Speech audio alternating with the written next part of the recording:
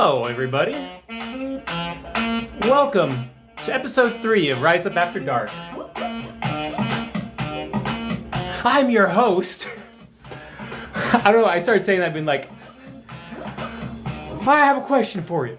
Would you rather throw yourself in front of a train or enjoy a nice ice-cold Guinness? Oh wow, I'm glad you chose Guinness. I thought you were going to say jump in front of the train. I don't know why I started talking in that voice. What up, CJ? How you doing, dude? JC, Jorge, Kate. How's everyone going here? Everyone good? Love. Ivan. What's up, dude? How you doing, man? How's life? Life good? Guys, tonight we will be going through some more altcoins. We will be researching them, doing some quick analysis, right? Evan will not be joining us tonight, but Alex always, as I said, that's always funny. Alex will be, Alex will be, Evan won't be tonight. Have you ever heard of Whipsaw? Whipsaw? No, I've never heard of Whipsaw. I'm assuming that's a cryptocurrency? Football night, WNBA night. I know, we're competing against a lot right now. We'll probably have a smaller audience, but hey, that's okay, because the Thursday night Rise Up After Dark show doesn't stop. It's not an alt, it's a financial move. Oh, financial move. I'm just so used to everything being a financial move. A whipsaw? No. Whipsaw, financial trade. A whipsaw in trading describes a sharp increase or decrease in an asset's price, which goes against the prevailing trend. Oh, okay. So it's something on the technical chart. Why the question? Oh, thanks, guys. Why the question about the whipsaw? Oh, what up, Sinmin?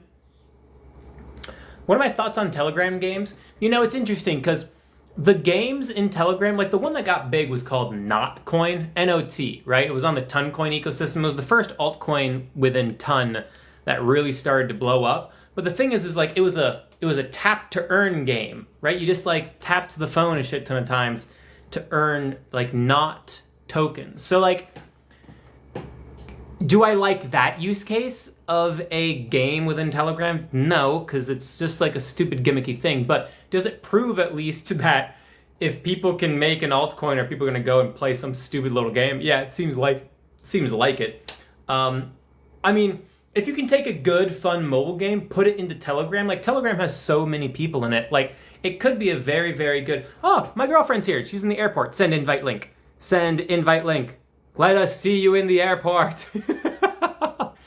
But yeah, like I like the idea of Telegram games, but I want to see like actual good, well thought out mobile app games, not just like gimmicky tap shit.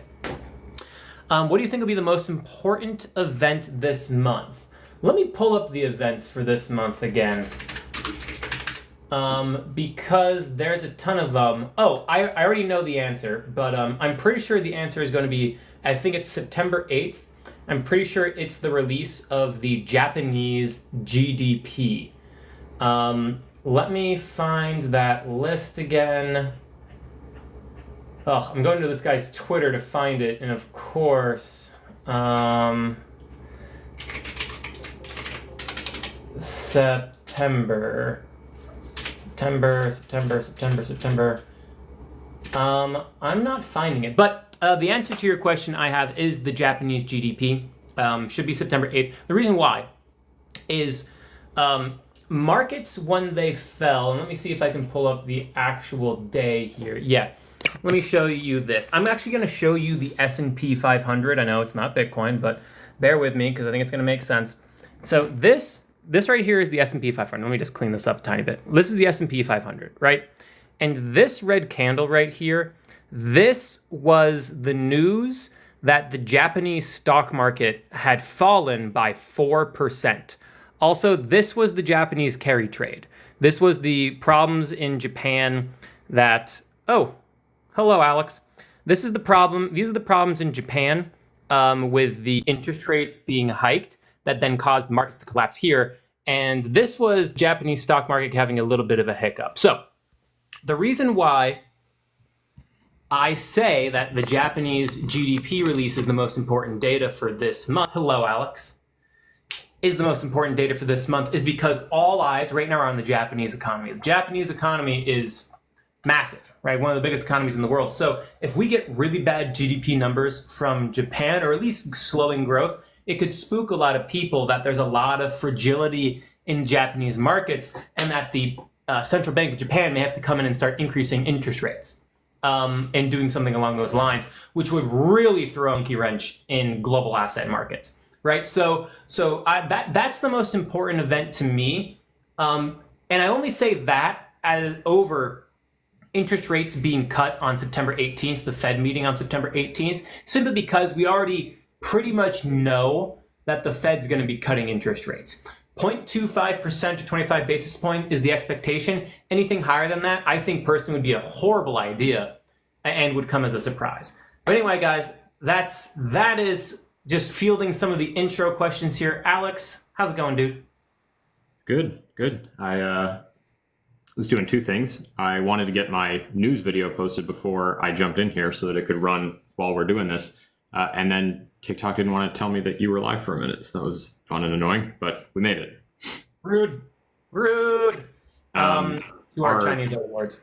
Our special guest, Michael, is on his way. He'll be here momentarily. Lovely. Yeah, guys, we have a special guest tonight. We don't have Evan, sadly. Alex, sell. We going down? No. We have a special guest coming in. He's done a lot of stuff in the space, a lot of work in Web3.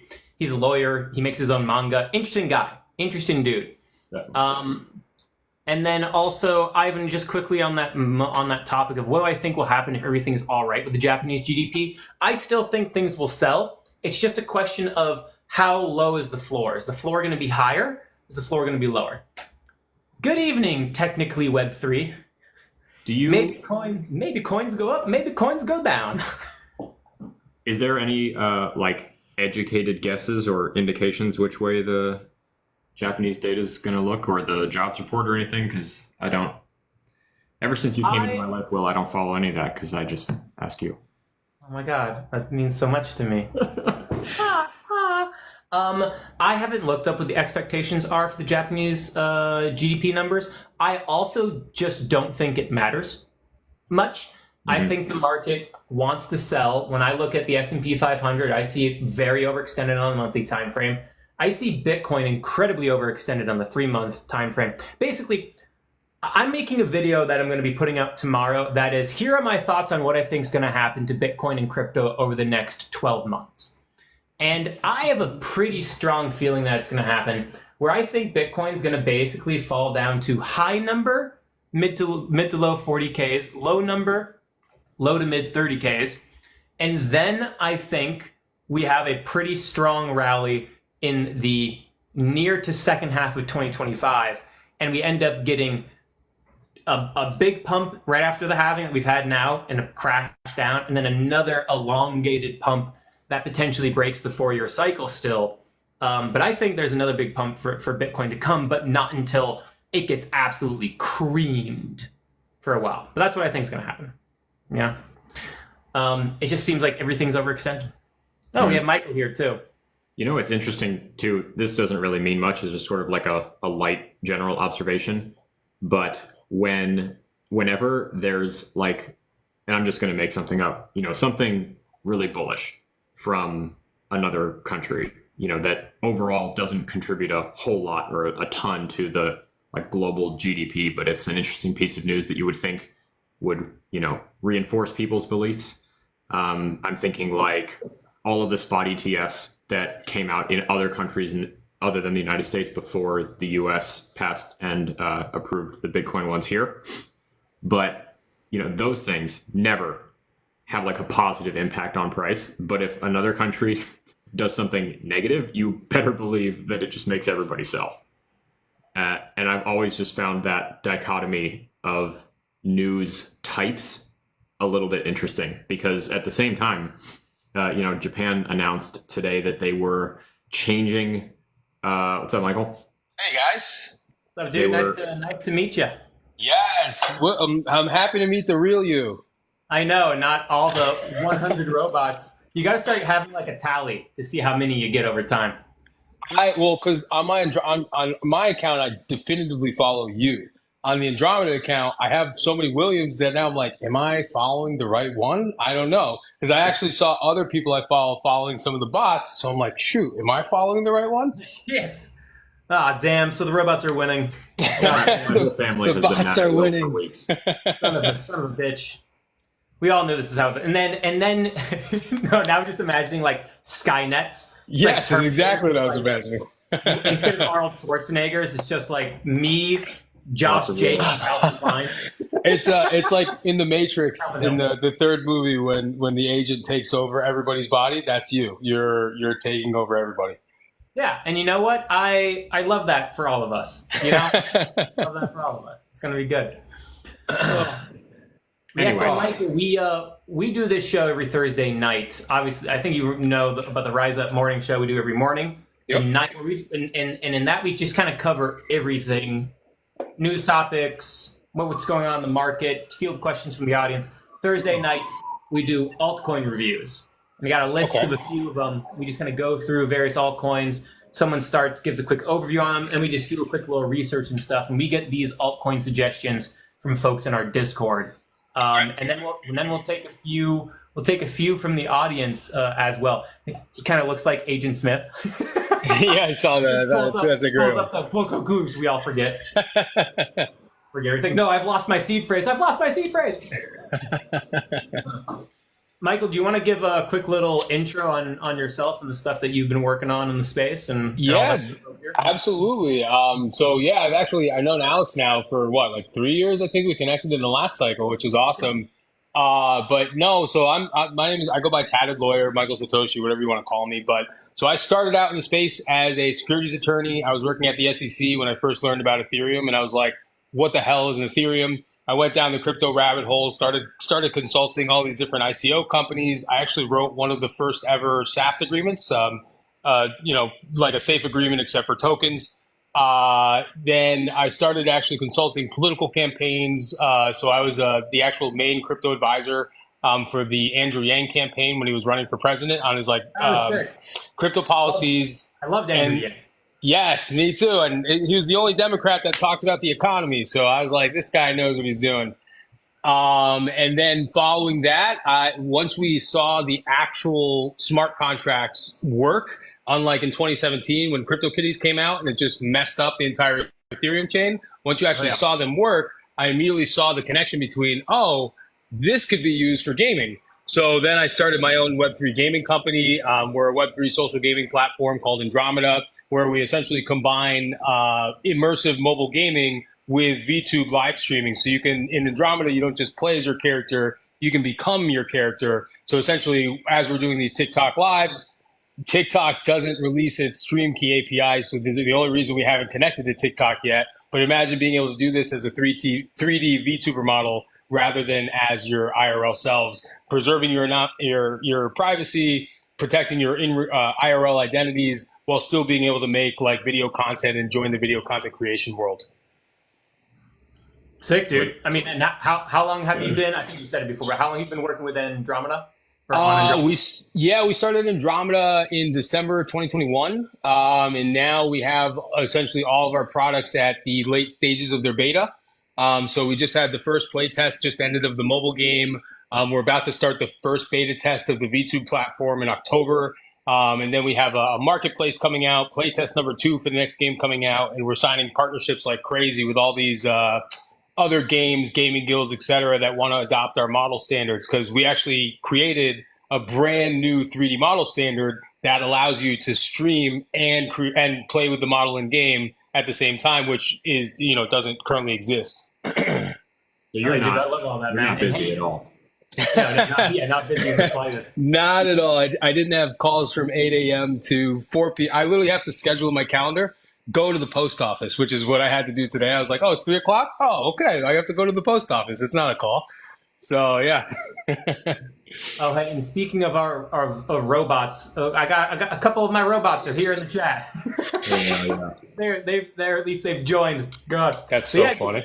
Dude, that journey in the Web3 space is crazy, dude. Yeah, you sound hella fucking busy, but also it's nice to just meet other people who are building in bear markets, you know? Oh, yes. Yeah. Oh, Yeah. yes. As soon as you give that date, it was like, yeah, December 2021. I was like, ooh, why does that feel sad in me?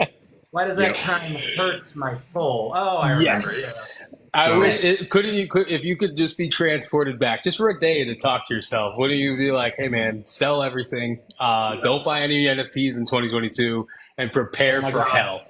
Oh my God, my mutant ape. Oh, my stupid mutant ape. Oh, my stupid mutant ape. Mine is the other deed, the Oh, very yeah, that's what I was very doing. expensive other deed. The one where the gas fee was triple the price of the NFT.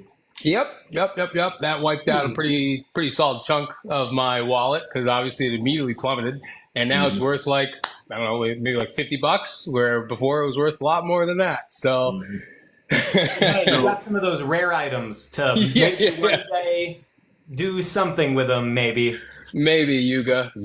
we'll see. Come on, Yuga, son of a bitch. So a fun fact that's more just kind of interesting to show a little bit about where Michael and I have been so far. So we launched projects at almost identical times, December 2021. And then the next year, we had a few conferences in common. And then Michael I think you might be the only person that I then met up with at the North American Bitcoin Conference the following year when they rebranded to Quantum. And to put it in perspective, the year before, there was like massive auditoriums, huge stages. Mark Cuban was there. Like, it was packed. And then the next year, Michael and I were there together at the newly branded Quantum. And not only was it much tinier, but we didn't even get the auditorium. We had the hallway outside the auditorium for the entire Just the conference hallway. floor. Nice. And there was also like no one in the hallway. So you looked around, there was like 10 people there, and you're like, oh, this is a very accurate reflection of the current Web3 space. Oh, that's a deep bear market conference attendance right there. But the cool part was that every single person there was like very actively making something. There were no tourists. It was just like, Well, at that point, all the noise is flushed out, right? No, We it's talk not. about that with Hold like, on. the altcoins, like all the crap gets flushed out every bear market, and you need it to refresh. That's the same thing. It's like the teams go away too. It's not just the coins. And so when you have these conferences, the only people who are there are the people who are really serious about it. So that's really the best time to like be meeting people, I feel like. It was good. It was very interesting. That's about the best word I could come up with. It was good to put a name to the face, as they say, when we got together. And it was really nice to meet you. And it was so funny because at this conference, I had like all these people, because obviously I've been in the space for a long time, being like, Michael. And Alex was like, bro, how do you know all of these people? And I was like, come on, let me go introduce you. Let me come introduce you. And now look, Alex now has his own community. So I love it. Dude knew every person. But I mean, the both of you together. I mean, look at how handsome he is. Of course, everybody knows him. Of course. So, on that note, Michael, the basic format that we go through tonight is Will's got a list, and we're gonna just kind of top down the thing and hit every single one. We're not going to spend a tremendous amount of time on it. They're up on the whiteboard.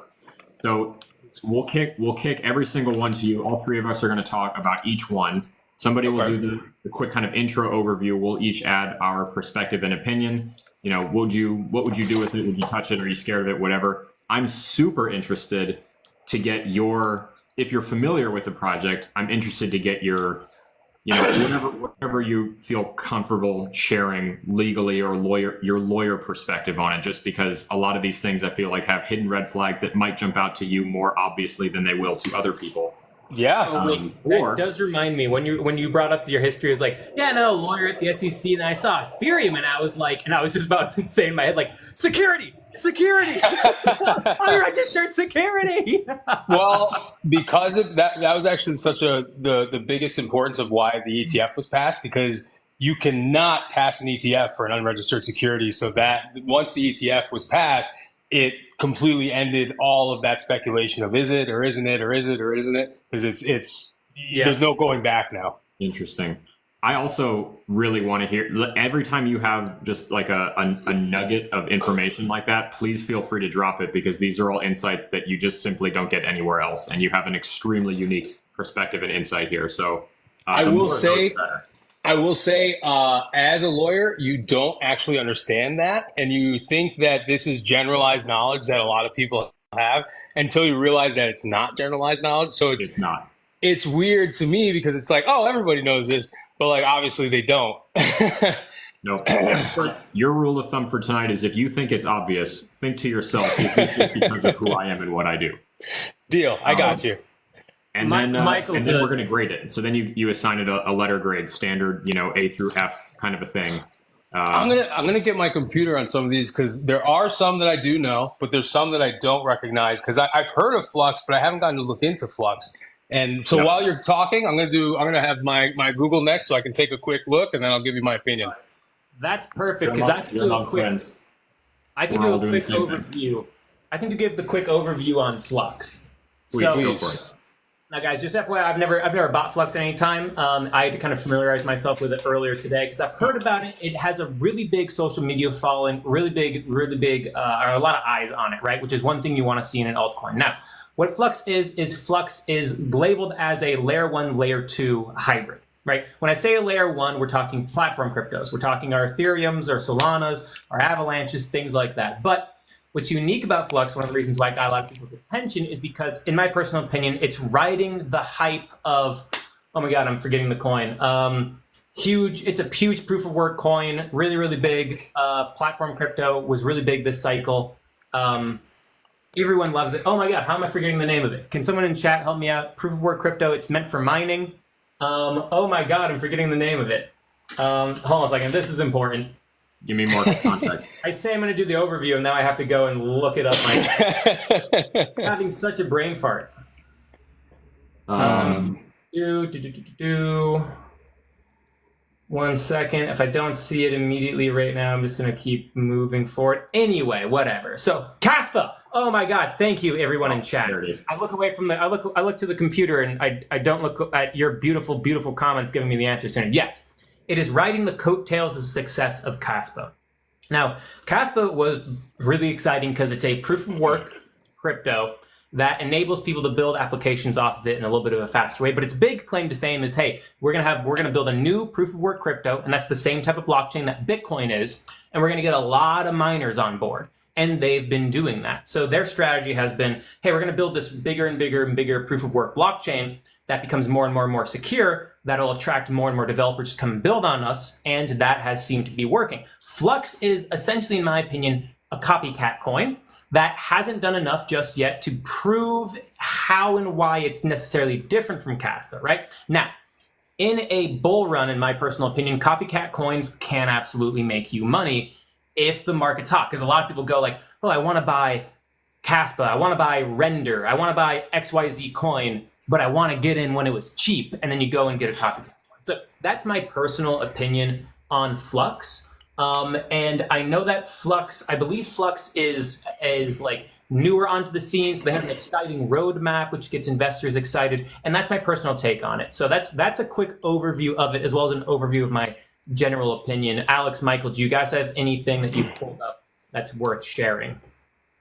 So the one thing I will say is a lot of these proof of work tokens have a little bit more plausible deniability of being a security than all of these like proof of stake tokens. And it's literally just because as long as it's actually ingrained in the network of like you have to mine it to mine the blocks, et cetera, then you can make that argument that Flux has a utility in the sense of it's used for securing the blockchain. Now, I don't know, did Flux do an ICO or anything like that? That would be the question that I ask of like, if it was launched as a security, that's what you'd have to look at to kind of determine that. But like the actual like functionality of it, it seems to be like, as they say, kosher. But it would totally depend on how it was marketed, how it was sold in the first place, et cetera, et cetera. So I like that your first questions are around like, did it ICO? What's the legality of it? Which makes total sense given your background. And I do know that it did not ICO. That was one of the headlines I saw. It did not ICO, and it was the entire supply has been mined. Okay. If I'm being honest, when the entire supply is mined, that is a little bit of a red flag. It's not like a damning red flag, like it happens, but that is a red flag, and regulators would look at that to be like, well, you did an ICO, but everything's already mined, so is it actually securing the blockchain, or are you just trying to make money out of this? And that would have to be something that they were able to defend. Okay, well, it's crypto, so everything's a Ponzi scheme. So probably for money. Yes, yes, yes, yes. For context, Michael, is the reason that it's less likely to be called a security than something proof of stake just based on the idea that you can knock out one of the Howey test pillars by requiring like effort or energy from the person receiving it? Okay. Correct. Look at this guy. Yeah. I pay attention. Yeah. So then how, in that sense, though, I'm sure a lot of people in the audience are asking questions, well, if Bitcoin is a proof of work blockchain, and we have we have the CFTC saying it's a commodity, all that kind of stuff, and that it's not a security. So then what makes Bitcoin different? If I'm being perfectly honest, the only thing right now that makes Bitcoin different that the government kind of had to just begrudgingly accept was there's so many countries right now in our trade treaties that have now said Bitcoin can be used as legal tender. They kind of didn't ever get the opportunity to decide if it's a security or not. It like forced their hand essentially to just accept Bitcoin. And so when the Bitcoin ETF was approved, obviously that was like kind of this like green flag to all the other POW protocols being like, oh, perfect. We're not a security either. We're also proof of work. And so that's why you're going to start seeing all these copycats, because if that's not a security, all these copycats aren't securities either, unless they did, bad things during the ICO period or the whatever their marketing materials said. Okay, very cool. Also, I see people in the chat loving these questions. But Alex, did you have anything else on Flux to add? Yeah, so this is one that I've looked at before. And so one of the things that I enjoy about this particular stream series that we do is that sometimes these cryptos that I haven't looked at since last bull run come up, and it's an opportunity to like get a fresh pair of eyes on something that I've seen before. And I always track the differences. And so far, the recurring theme with all of these that we've re-examined on the stream since we've been doing this the last few weeks is that most of these have slapped AI into the job description. Oh, yeah. 100%. Of course. Well, dude, all the companies have done it too. Like every single company is .ai now. Every single one. Yeah.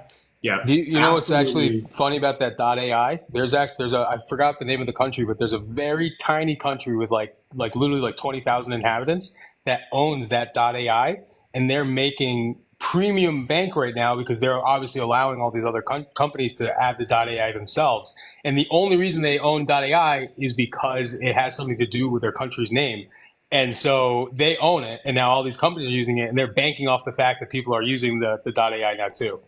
I would love it. When you said small country, obviously the acronyms of the Vatican are not AI, but I was like, what if the Catholic Church is now taking up Web3 based or digital property and land, just like they did in medieval times, and now they're setting up their whole system again in the Web3 community. Oh my God, it's all happening again. But no, that's super cool, dude. I haven't heard that mentioned anywhere at all. Yeah, it's Anguilla. Yeah. And they made like I remember bank. I checked like maybe like 5 months ago, they had made like $23 million or something like that already, and it was just like, good for you guys, good That's for incredible. you. I love that for them. Yeah, I think we all do. Go Anguilla. You're my favorite super small country now. So that was the first thing that that jumped out at me, was just that, okay, so we've got some Flux AI stuff going on. Obviously, there's a bit of a rebrand going on to, the Flux Cloud, which is definitely a space that is getting a little bit more competitive. They're definitely not the only ones doing some sort of decentralized file storage. They're also not the only ones opting to use their own cloud infrastructure. And the biggest competitor that pops into my head right now would be Aether, actually, who interestingly has opted to go like really hard into this, which kind of sets them a little bit ahead, in my opinion, just because they've got like their cloud operating system that they are allowing to be downloaded onto any Android phone, which is also competing with the Saga from Solana, which is interesting. So there's that. We've seen like decentralized storage protocols and projects around since last bull run and the bull run before, with file storage, all kinds of stuff like that. Arweave, these are things that we have seen before as a narrative. So it loses a little bit of that like immediate flippability in my head just because the narrative is old. I agree. It's kind of Yeah. like how everybody thought in 2021 cycle that privacy coins were actually going to like peak because that was the big Yeah. narrative of 2017. And then obviously privacy coins never peaked again.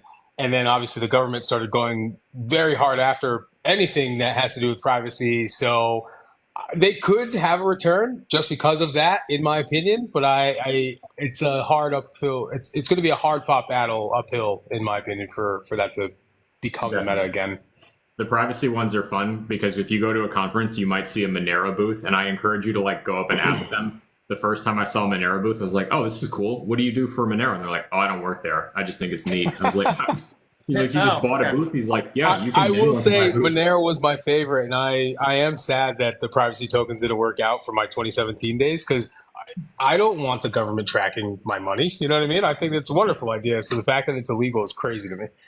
Yeah, but you know, we live in a time of empires, as we always have, and they'll always control things. So, c'est la vie, I suppose. But I like to imagine that Monero. Honestly, it would be so on brand if they like got those huge booths and then just didn't like man them with anybody, and they're like, "We're so private, we're ghosts, like we're The mysterious. we're so sneaky and mysterious." And anyway, if you're a centralized exchange, please list us. Please relist us. But, all right, guys, I think we need to get some grades here for Flux. Let's do it. So, Michael, what would you give it Flux as a grade? Like just fully overall, and then what are we grading as? A, B, C, or is it 1 through 10? So usually, ABC.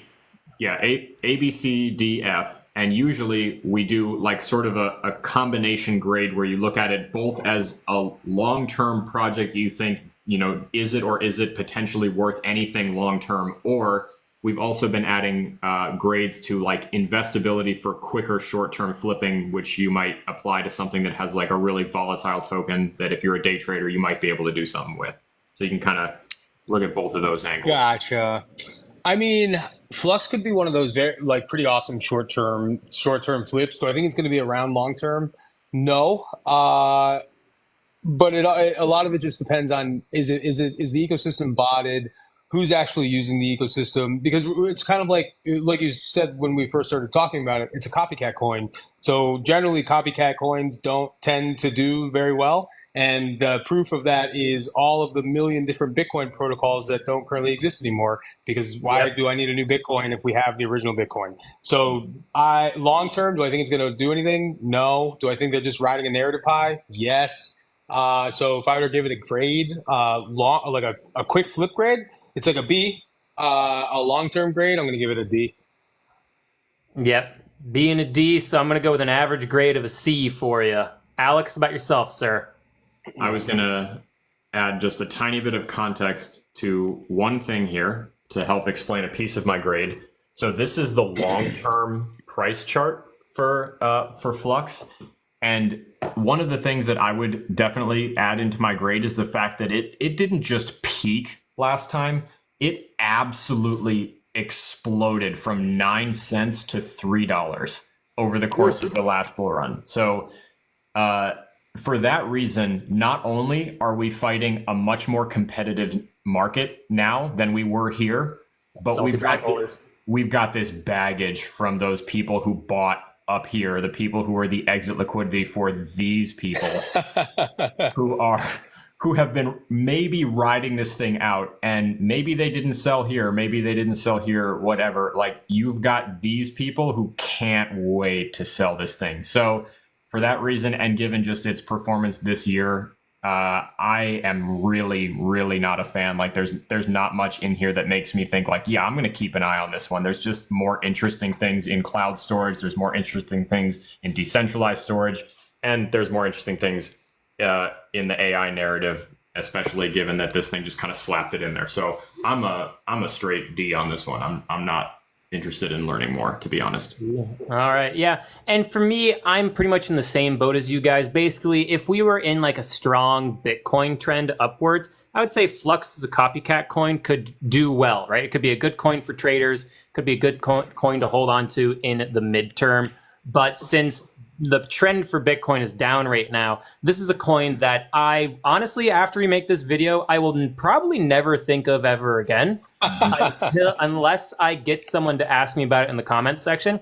I'm debating between a D plus or a C minus. I'm edging towards D plus because I just don't like it. Also, think of this too. If you just in the last 2 cycles, if you go back to like what were the top 50 coins in the cycle in 2017, 2018, and then look at how those coins performed in 2021, 2022, they didn't. They weren't there. There was maybe 3 of them from the previous cycle. So coins like Flux, to expect them to have like any kind of real huge jump in this cycle, that's why I said short term potentially, because it's familiar. So people will be like, nice, it's going to pump real quick. Exit liquidity, and then I don't think it'll ever pump again.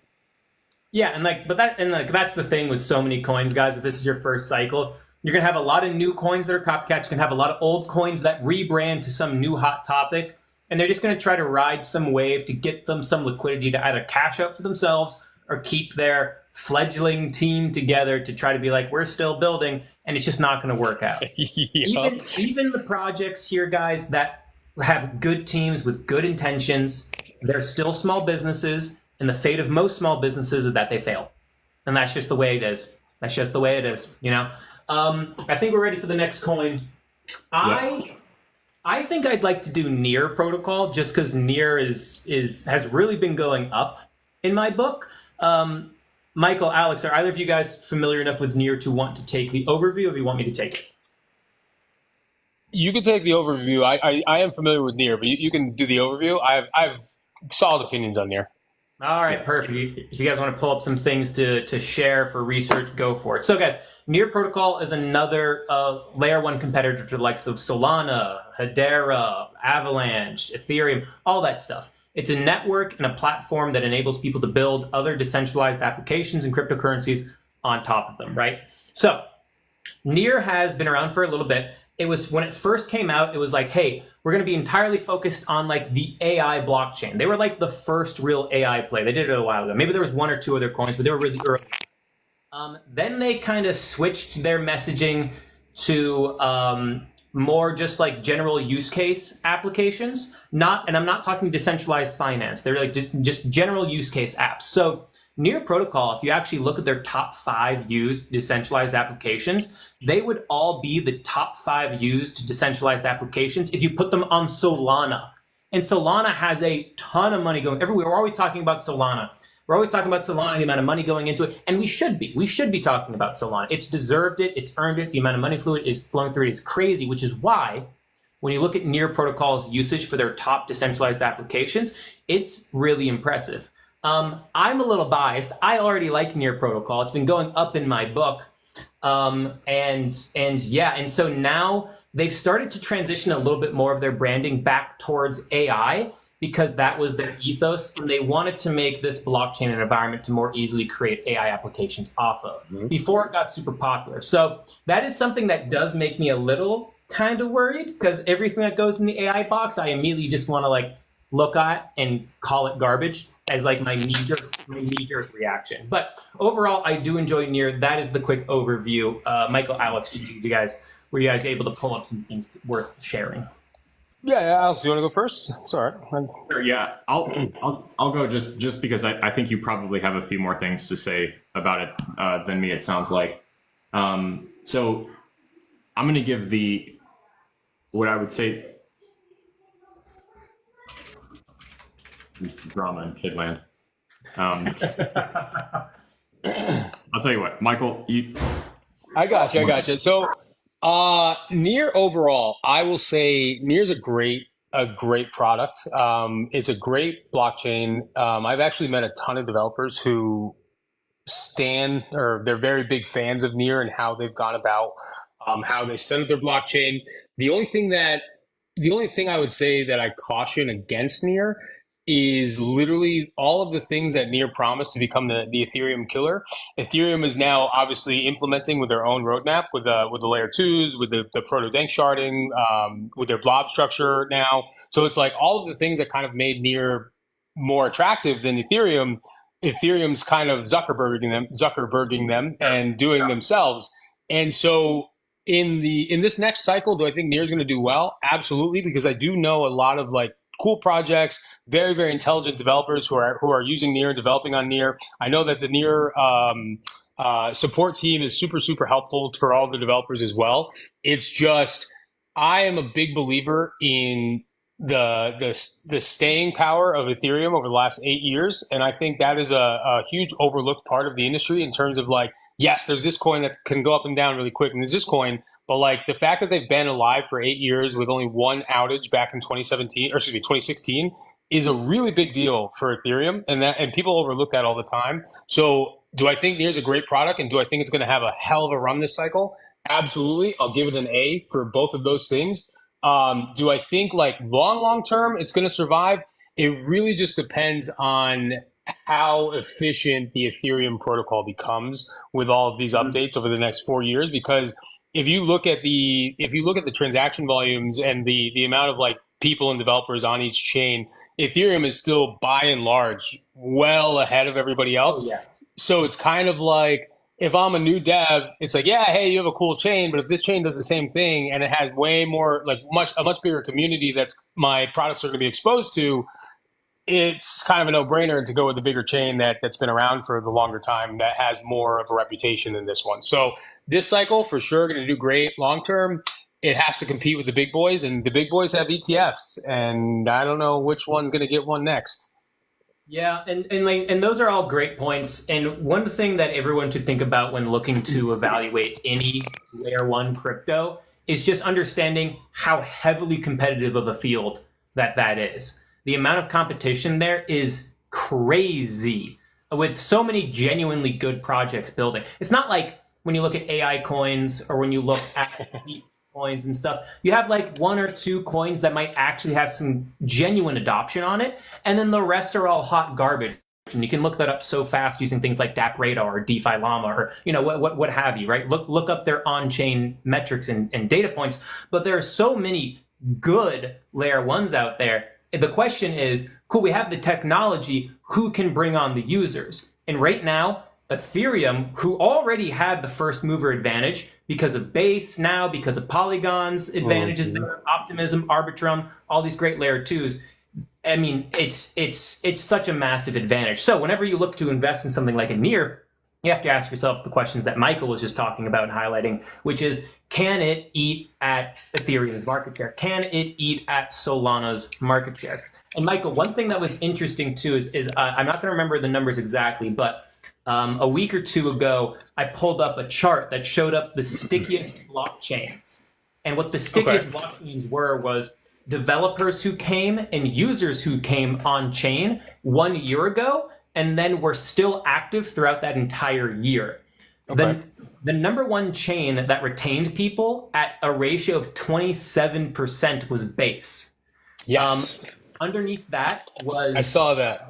Yeah. Underneath that, it was either Arbitrum or it was Polygon. But in fourth place, above Avalanche, above Solana, above all the other non-Layer 2 Ethereum competitors, was Near Protocol, which I found to be very interesting. So literally not every single, but the actual blockchain developers, like I know how to develop on a blockchain. For the last 2 years, they've been like, we love Near. We love Near, we love Near, we love Near. Now, what developers love and what consumers love is not always the same thing, which is why we all don't use Linux as our operating systems. But developers do love Near. They love how easy it is to use. But again, like I said, exactly what you said, is it going to be able to eat the market share of Ethereum? With protocols like Base now, with Arbitrum, I just don't see it. And I'll be honest, I am a big proponent of Base. I love Base. I think the first time I used it, I was like, whoa, this is incredible. It's basically everything that Solana promises to be, except it actually works. And I've never had an issue with Base. And with Coinbase being kind of like the facilitator of normal people to get into the blockchain world, I see Base and Ethereum just dominating the space in terms of mass adoption as we move forward. Yep, I totally agree. And the last thing I want to add to coming over here onto DeFi Llama, guys, One of the things I always do when measuring if I should invest in a layer one is to see how rich of a DeFi environment that they have. So how much money is being put on chain into the DeFi ecosystem. Now, I like Near protocol. Remember that. But Near's TVL is super small, 189, $190 million.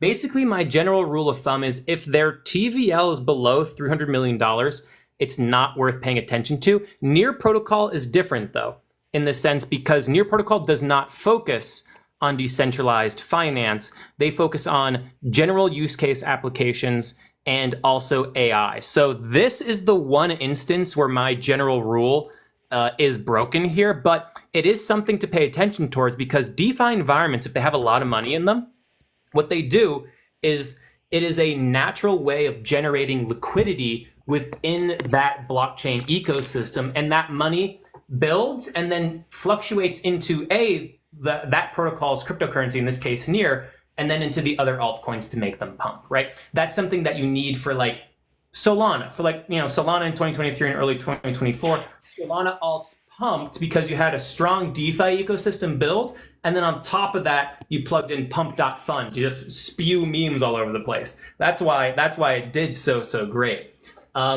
So my grade for Near protocol, I have it as a B+. Okay. It's not in the A's because it doesn't have that DeFi environment.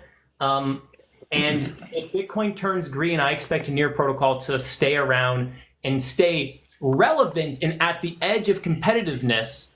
The big thing I would love to see for Near is to give me a DeFi environment. Give me some TVL, baby, and you're in the A's. But for me, it's a B+.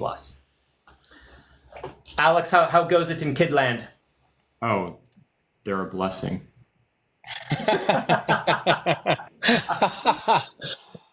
Oh, I love it. Good, nice. So what would you give Near, Alex? Do you have any final thoughts? I know you missed some things. No, don't worry about it. I don't want to like bring us back us up too much. All I was going to say is just that from my perspective as like a casual user who isn't super familiar with it but has been in and around the space for a while, Near has been consistently mentioned as just a good project. And they haven't had any, actually until their weird Twitter drama yesterday. What was that? It was, go back and look at they posted an apology. Somebody hacked their Twitter, and the guy who hacked it, he like set this banner that was like, crypto and Web3 is a scam. Ask me why. And then people were commenting, and he was literally answering from the Near account as Near why he believed crypto and Web3 and everything was just the biggest scam ever. Yeah. You know what? It was probably true. It's probably true. 98% of what he was saying, fully accurate. Yeah, fully accurate for 98% of projects. Absolutely. Yeah, so other than that, though, coverage has generally been quite good. And so for that reason, I just sort of have always just had it in the back of my head as like, it's not doing anything that's incredible enough for me to add it to my limited conservative portfolio. But if I was going to start expanding and going out, it would be on my list of things that I'm aware enough of to go start digging into. So for that, I would probably put it in like the low B's, probably like a B-. All right. And Michael, what was your grade? I gave it an A-. A-, B+, a B-. I think that ends up putting us at about a B plus minus somewhere. It's a small B plus. You got like an 86.5. You know what I mean? Yeah, exactly. Like, one of those grades where like you look at the teacher and you're like, you couldn't have given me the half point, you son of a bitch. Anyway, All right, guys, there it is for Near protocol. Let us know what your guys' grades were for Near in the comment section. If you agree or disagree with us, let us know. Now we have the next coin. Michael, how about you pick the next coin? Let's talk about Engine, INJ. INJ, Injective? Yep. All Injective. Right. Number 46. That's actually surprising. In that it's bigger or smaller than you thought? Higher. Bigger. Yeah, Injective's been hanging around that like mid 40 to mid 60 range. Actually, the mid 60 range for a long time. So guys, a quick overview here. Injective is a decentralized finance coin. It is a decentralized exchange, and I forget when it first came about, but in 2023, it was one of the first altcoins that started really doing well. It was Injective, Solana, and Render were like the three horses that really started showing us that, hey, Bitcoin started showing a little bit of stability, but now we have like a handful of altcoins starting to do well. If you bought Injective in like early 2023, you made a killing. And one of the big things that, if I remember correctly, it's an interoperable decentralized exchange, or at least it was trying to be, if I remember that correctly. And it was like one of the first ones on the scene that was like, hey, we're our own independent decentralized exchange trying to make this interoperable, if I remember correctly, and I'm not misremembering. But yeah, and so like that's how it got on everybody's radar screen, was that it was one of the first ones to really start blowing up in that 2023 season. You guys have anything else to add on Injective? Because I don't know it in enough detail to really talk about the special sauce that makes it unique and different. The only thing that I would add is there is an added bonus of it was a BNB coin, a BNB launch, and obviously all these BNB tokens are being scrutinized like crazy by all the regulators. So that could be a negative for INJ in the long term, just because even though CZ is getting out of jail, do you think the regulators are going to stop trying to attack specific things that are in the Binance ecosystem? Absolutely not. Just because CZ is getting out of jail doesn't mean they're going to not attack all of the underlings of CZ. So there's a funny thing that I like to say with my friends, is the Binance curse. Usually, when you're launched by Binance, you're not going to last for a long time. You're going to sky for a little while, but you're not going to last very long. So that is a bit of a knock, and so I could see them having legal troubles in the future, just for political reasons. And that's just how the game goes, unfortunately. Yeah, no, it's interesting. I hadn't really taken a deep look at the longevity of BNB chain coins. But you're right. I can't think of a single one that's like really kind of stayed really relevant. I still see people ask about PancakeSwap every now and again. I mean, I use PancakeSwap sometimes. During the height of the meme coin cycle, there were some meme tokens that were better to purchase on PancakeSwap. But like, is it better than SushiSwap or Uniswap? Yes, because of the fees, but no, overall, there's nothing else that makes it better other than the fees. Yeah. This one is interesting because the infrastructure is, are pretty solid. It's built on the Cosmos SDK. That's right. Sorry, go ahead. There's some pretty big some pretty big backers, like in the world of people who have backed things. It's been around for a while. Interestingly, it demonstrated this go around so far that it can surpass its 2021 price action, because it left its all-time high from last time in the dust this year by a considerable amount. It peaked at 22-ish in 2021, and it crossed 50 in March this year. So more than doubled from last time. Obviously, it's been in a decline kind of ever since March, but so has most things. But yeah, with Binance, Pantera behind it, I remember this one being one that Mark Cuban has talked about too, which is, I guess, take it or leave it. It's kind of, I guess, he's talked about a few different things. I remember I'm trying to think of other blockchain related things that he's said so I could like compare. Yeah, well, while you think about that, one thing that I've pulled up that is interesting is the TVL. So total value locked, everybody, the amount of money on Injective. This chart looks good, right? This chart looks pretty solid. It's going up here. It's holding some strength. Oh, wait, that's only $38 million.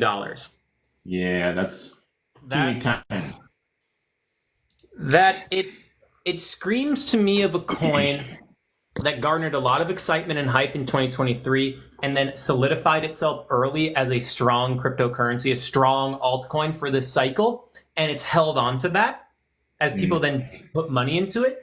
But it hasn't proven that it's actually getting adoption amongst its targeted audience. So without that, Injective looks like a paper tiger to me. So that when Bitcoin falls down and collapses, Injective might not ever get back up again. That's something to be aware of. However, let's just say Bitcoin goes down for the next 3 months or so. It really hurts. Injective gets crushed, and then Bitcoin starts going back up again. It starts recovering quickly, right? Injective, because the time of that air quotes bear market is short, it could still very well be in the mind of people that Injective is strong, and its price action could still do well. But I do think there's basically a ticking time bomb on Injective for when markets get red, and they're red right now, right? When it gets even more red, it might not be able to stand back up. And you also have to look at it too, like what's the purpose of Injective? The CoinMarketCap description is its DeFi applications, including decentralized spot, derivatives, exchanges, prediction markets, and lending protocols.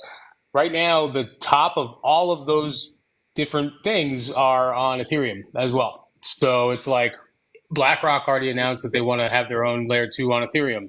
All these other huge hedge funds are saying, hey, we want to do exactly what Injective is doing, but as a layer 2 on Ethereum. So if it's not able to attract its own target market, the staying power of it over the next few years is looking less and less and less, especially if they've been around for 4 years and they only have $38 million TVL with all of the huge backers they have. That's not generally a good sign for me for a longevity of the coin or of the token. Yeah, if I think of the other network that comes into my head when I think of like who are they kind of competing with, you think of the other big titanic presence in Web3 that not so much at this point because they're kind of doing everything, but that was originally focused on payment structures and financial applications is Solana. Its entire inception was really as a payment processor and a place for finance apps, and then they just ended up getting more popular and realizing that they could do everything. So I'm scared when your competition I'm scared. is particularly. We're gonna clip that. Not that I'm scared. Not that competing with big stuff is not admirable. But yeah, I am surprised actually, given it how people talk about it, how far down on the list of TVL it is. Although interestingly, its volume in 24 hours to TVL ratio is pretty consistent with the big dogs. So that's at least something that, like, for its size, it has appropriate use. But it also, just given that it's the same ratio, which is like roughly 20 to 23% of TVL to volume in 24 hours, that doesn't scream to me like we are actively growing. It kind of says like we're happy and comfy in like our little niche of the market. And so like, am I worried that it's going to crumble and go to zero? Not in the super short term, but does it look to me like it's, getting ready to take over? Also, no. Yeah. I would give it a C simply because there's enough of the mindset in the crypto space of Injective being a strong coin so that if Bitcoin starts recovering, Injective would also recover. I just don't expect it to be around for a second cycle in any way, shape, or form.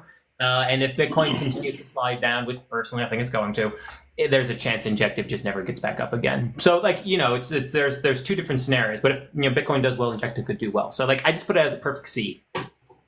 Yeah, I got a C as well, and I currently have my liquidity prepared for once Bitcoin crashes down to the low 40s again, because no one seems to be expecting it, and I've been here before. That's exactly what I'm expecting, and now it's cursed to never happen. Yeah, I would probably end up agreeing with you just because I have way too many conflicting feelings about Injective to like go above or below a C. Like the fact that it made a new all-time high this year could be good because it shows like strength, but also it could show like it had its time. We're done. On to bigger and better things. Like it already pumped. Its last hurrah. Yeah, exactly. Yeah. So I would agree with you guys and be a little bit boring and split the difference right down the middle with a C. There was a coin in 2018, Alex, that had the same thing. It's called Neblio. When everything else was crashing, Neblio was pumping, and I was like, "Oh yeah, I got in at 2 cents. It's worth $54 now." Does Neblio exist anymore? No. So yes, it might just be the final hurrah. You never know, but The indicators are there. Sometimes the death rattle can be strong. Sometimes it can be. I remember in 2017, I forget what the name of this coin was. It was a copycat coin, all I remember. And I remember that their founder got arrested for prostitution and cocaine.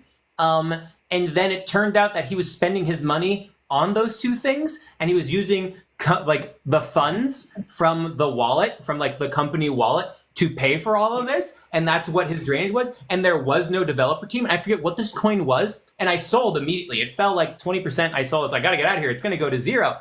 It tripled throughout the rest of that site. It tripled. Yeah, from its all-time high, it tripled. Not from the bottom. It fucking tripled. I was just like, what the hell is happening? That's crazy. Yeah, it's sometimes things don't make sense when you're in an alt season. Unfortunately, we just haven't had one really so far. At least people still buy FTT. It's true. Yeah, that's true. People still buy Bitcoin Cash. I don't know what's happening. People still buy Terra. Yeah, people still trade it. Oh God, Jesus. But all right, guys. Next coin. My vote would be actually. Let me see. Alex, actually, you get to pick the coin. Let me flip this camera here. What you feeling? Dealer's choice. I had some stuff pulled up on Axelar, actually, because that was not one that I was familiar with at all prior to it ending up on the list for tonight. So that was one that I did a little bit of pre-stream digging. So I've got a bunch of stuff pulled up because it actually ended up being kind of interesting. Wait, I'm sorry. Which one was it? Axelar, which is AXL is the token ticker for anyone wanting to follow along. So it's a little bit newer of a token. It was not around for the previous bull market, which honestly is a little bit more of a good thing. We don't have that same kind of investor, salty investor baggage situation going on. So looks like it came onto the scene in the latter half of 2022. So a middle of the bear market launch. Like just right in the meat of the bloody part of the bear market, which is impressive. And it looks like their ecosystem has actually managed to attract some pretty interesting stuff. I knew that it sounded like vaguely familiar, and I realized that the place I saw it written down was at Consensus. There was a portion of the conference floor that had Google Cloud Services for like a product demo area. And then there was a Microsoft Azure sponsored demo area. And Axelar had its name on one of the sponsorship banners next to Azure, which was interesting because typically you would see Microsoft Azure listed as a partner because someone was storing something there and then they called it a partner, which would be like a classic crypto marketing tactic. Partnered with Amazon because we use AWS or something. And then powered by technology from IBM. They just got the free version of IBM Watson or whatever. The founder listens to Spotify on his iPhone in the morning before work, which means. So anyway, there was some interesting. There's some other interesting integrations. If you want to read more about all of the different integrations for Axelar, it's basically an interoperability platform. Now that's the part that gives me a little bit of pause, just because there are lots of interoperability plays. It's kind of one of the newer narratives. Well, hold on. Let me back up. It was a narrative last bull run for sure. But the names that populated the narrative last bull run with interoperability was really just Polkadot with the Substrate SDK and Cosmos with their SDK. So it was definitely an industry, or a narrative in the industry, but it was populated mostly by gigantic titans of the space. So a little bit different than seeing 40 startups all kind of pushing at the same time. And then there's a little bit of interesting stuff to read about some of their products with their token service. And then they have like what looks like some sort of white glove corporate solution thing. I didn't get a chance to read into that. So that is something I would take a look at and see. Yeah, when I dove into, sorry to interrupt you, Alex, but when I dove into, I was like, well, what does Axelar do? Because if you go on their website, everyone, their website's very, very impressive.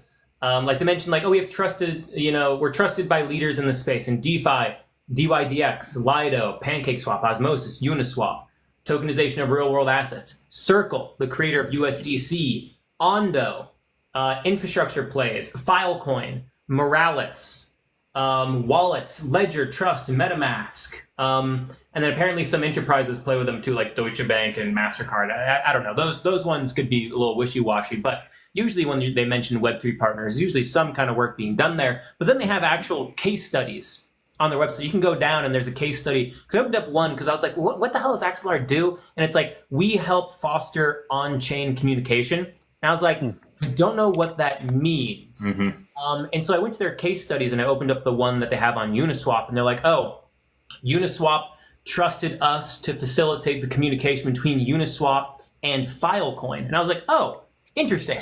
So it's like a key piece of infrastructure to help secure communication between decentralized applications, because apparently there are some fears of like weaknesses, and I didn't really get a chance to dive into it too much, but apparently there are some technical fears for being able to do that kind of thing, and Axelar is able to facilitate that in a secure way, and seems to be successful enough at it to the point where they have some very impressive names who they work with. But Alex, sorry, I interrupted you. No, it's worthy notes for sure, which actually kind of leads me into one of my more favorable opinions of it, which is, as long as the thing that you do appeals to someone and that someone seems to be interested in using it, then it's okay if it's not like a use case that is understandable by the masses. Like, not every project, just like in software, not every SaaS product is meant to be used by everyday people. Some stuff is purely B2B. Some stuff is very specific and super niche, and that doesn't mean it can't be good or successful. Does it mean that it's probably not going to turn into a $400 billion? Yeah. Like, that kind of ridiculousness is extremely unlikely, but that doesn't mean at all that it can't hang around, continue to be used, grow, get better at what it does, and be adopted by more corporate B2B type of partners and clients and stuff. So for that reason, and given the fact that there's a couple testimonials down here that I would not take at face value, like, these are things I would look up and see, like, okay, so this guy, for example, the first one here, he's, some guy from something called Sommelier. I have no idea what that is. I would want to look into it and see, like, is that a legitimate project? Does this guy's testimonial carry any weight? Like, that's the next place I would go.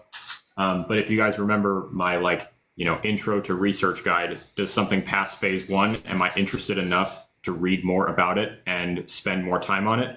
For me, this one, I would spend more time on this because it's inspiring some questions. I want to know, okay, how impactful is this? Because it sounds good. Is it actually? Dig further. So that's kind of where I'm at on it. And it's clearly getting adoption amongst Web3 companies and organizations. And then you have to ask yourself, cool, can they make the price go up? I just want to point out, and then Michael, I want to get your thoughts and opinions. The price did go from the end of 2023 from 33 cents up to a high of $2.20. So this thing did fly. And if it keeps getting adoption, potentially it could fly again. But Michael, go ahead. Yeah. So I just looked up all about it. I have to say, this is a really interesting token and interesting protocol, because if it's able to connect all these various different, Web3 type platforms in a very seamless way. I see this review compared it to HTTPS connecting the web together. This could be very interesting, because this is the thing that Web3 is trying to solve right now, is the interoperability across these various different chains and protocols. And if this actually works, which I'm actually going to talk to my CTO about this after, so I'm going to bookmark this one to see if we can suss it out to see if it actually works. But if it actually works, I see it flying, because now it's actually solved this issue of interoperability across all these various different protocols. I think Alex is right, though. It seems like it'd be more of a B2B type thing, but still, if businesses are using it and they're transacting it, and all of their communities are now using it and transacting in it because it gives it the ability to cross chain, then this is going to be huge. So I mean, I hey, need that's to why we look talk about more chain into it. swap. You know, chain swaps B2B. Or not chain Yeah. swap, sorry, chain link. Chain Not chain link, swap. chain link, but Chain I link. always chain link is that like unicorn that never flies to me. It's always Yeah. it's one of those like chain link has a million partnerships, but like what do those partnerships mean? That's I still I'm not that impressed with chain link anymore. Yeah, I haven't been impressed with it as an investment, but in terms of a technical solution, I'm there. But Yes. I haven't owned a link in 4 years. Same. Yeah, so Michael, on the topic of Axelar, really quick, just to tap into a little bit of your expertise here. So the interesting piece about making something like this in general compared to making it in Web3, obviously being that like, hey, if this is a cool, useful piece of software or tech that is going to be used B2B, it's pretty neat that a piece of it rather is tokenized, meaning that the everyday public can very easily gain access to it and capitalize on its success if it gets, true adoption in its intended target audience. But that is kind of one of those things that has gotten projects in trouble before, right? Like just the fact that like for very low barrier to entry, anyone can speculate on its investability and easily acquire it, meaning that it kind of starts to stray into that securities risk territory. Is that fair to say, or? If it was 6 months ago, I would say absolutely. They need to be super worried. After the Chevron document got struck down, these types of interpretations become a lot more specific to exactly what the law says. So depending on how they did their marketing and things like that, as long as they weren't saying like, token go up, the SEC would probably have a pretty hard time going after them just because that whole SEC is the expert. They can interpret statutes any way they want now. That's done for. That's done. So because that's done, a company like AXL, I think they're probably safe. And honestly, if the SEC sues them, I actually think they have a lot of really solid defenses against anything the SEC could throw at them. And it's because the SEC now has to stick to actual legal precedent. And there's not really any legal precedent that would indicate to me that this is a sale of a security. I looked at how they did their first initial sale. Everything looked like to be on the up and up with accredited investors. They didn't seem to solicit any private investors. Like it seems pretty solid, and that's why I said Alex and I spoke about this earlier. This Chevron document being struck down changes so many things and how you approach so many things in this industry that a lot of it is going to shift from how do I build enough plausible deniability so if I get investigated by the SEC I'm okay, to what exactly was my messaging to the consumers and to the public, because that is really the only area where the SEC is going to be able to kind of attack these projects now. So as long as that messaging is fully buttoned up, I don't think they have anything to worry about. And I am very interested in exploring this even more myself on like the technical side of things. Michael, can you quickly go over what was the striking of the Chevron document for folks? And also for myself, you say that I'm just like, yes, of course, the Chevron document. Chevron, the Chevron document. So essentially, Chevron was this case that happened back in like I want to say 1978, but don't quote me on the year, but it was in the 70s. And essentially, what it did was the judges basically ruled that government administrations like the SEC, like the FTC, the FAA, things like that, these government organizations could interpret statutes that didn't have like, because Congress makes very broad statutes, right, for the judiciary to interpret through case precedent. The Chevron document allowed these agencies to kind of interpret these statutes the way that they wanted, because they basically said, you guys are the experts. You can decide how each of these things are applied, even if it doesn't specifically say that in the law itself. Literally, like, 3 months ago, this case has now been overturned by the Supreme Court, meaning government agencies can't just interpret laws any way they want to now, which for entities like the CFTC, the SEC, that strips them of a lot of their powers that they've had over the last 50 years, because now they can't just say, oh, this is actually a security now because of this, and this. They actually now have to abide by all of the actual legal precedent that was decided in the courtroom or decided like with the Howey test and things like that. So because there's not this like interpretation thing anymore, now all of these agencies have to say, do we want to actually take these people to court and spend all of these millions of dollars it'll cost taxpayer money to take this to court? And how likely is it that we're actually going to win this case? And that's really what we're seeing right now, and like across the board, not just in like any financial things, but across the board and everything. And Gotcha. it's gonna be a huge shift moving forward, kind of for every single thing in the country now. Okay. I was going to ask you. Appreciate that. Thank you. I don't want to take up too much more time on it, just because we could do an entire live stream on like how Chevron will affect the rest of the crypto space and like from a litigation standpoint. But really quick, just given that today we also had some XRP news from like their lawsuit where they had requested a stay in the fine being enforced, the monetary portion of their fine being enforced, and there was like some stuff about whether or not the SEC was going to appeal the decision or not, and then the SEC like agreed, or they I guess just didn't fight the stay request for that fine.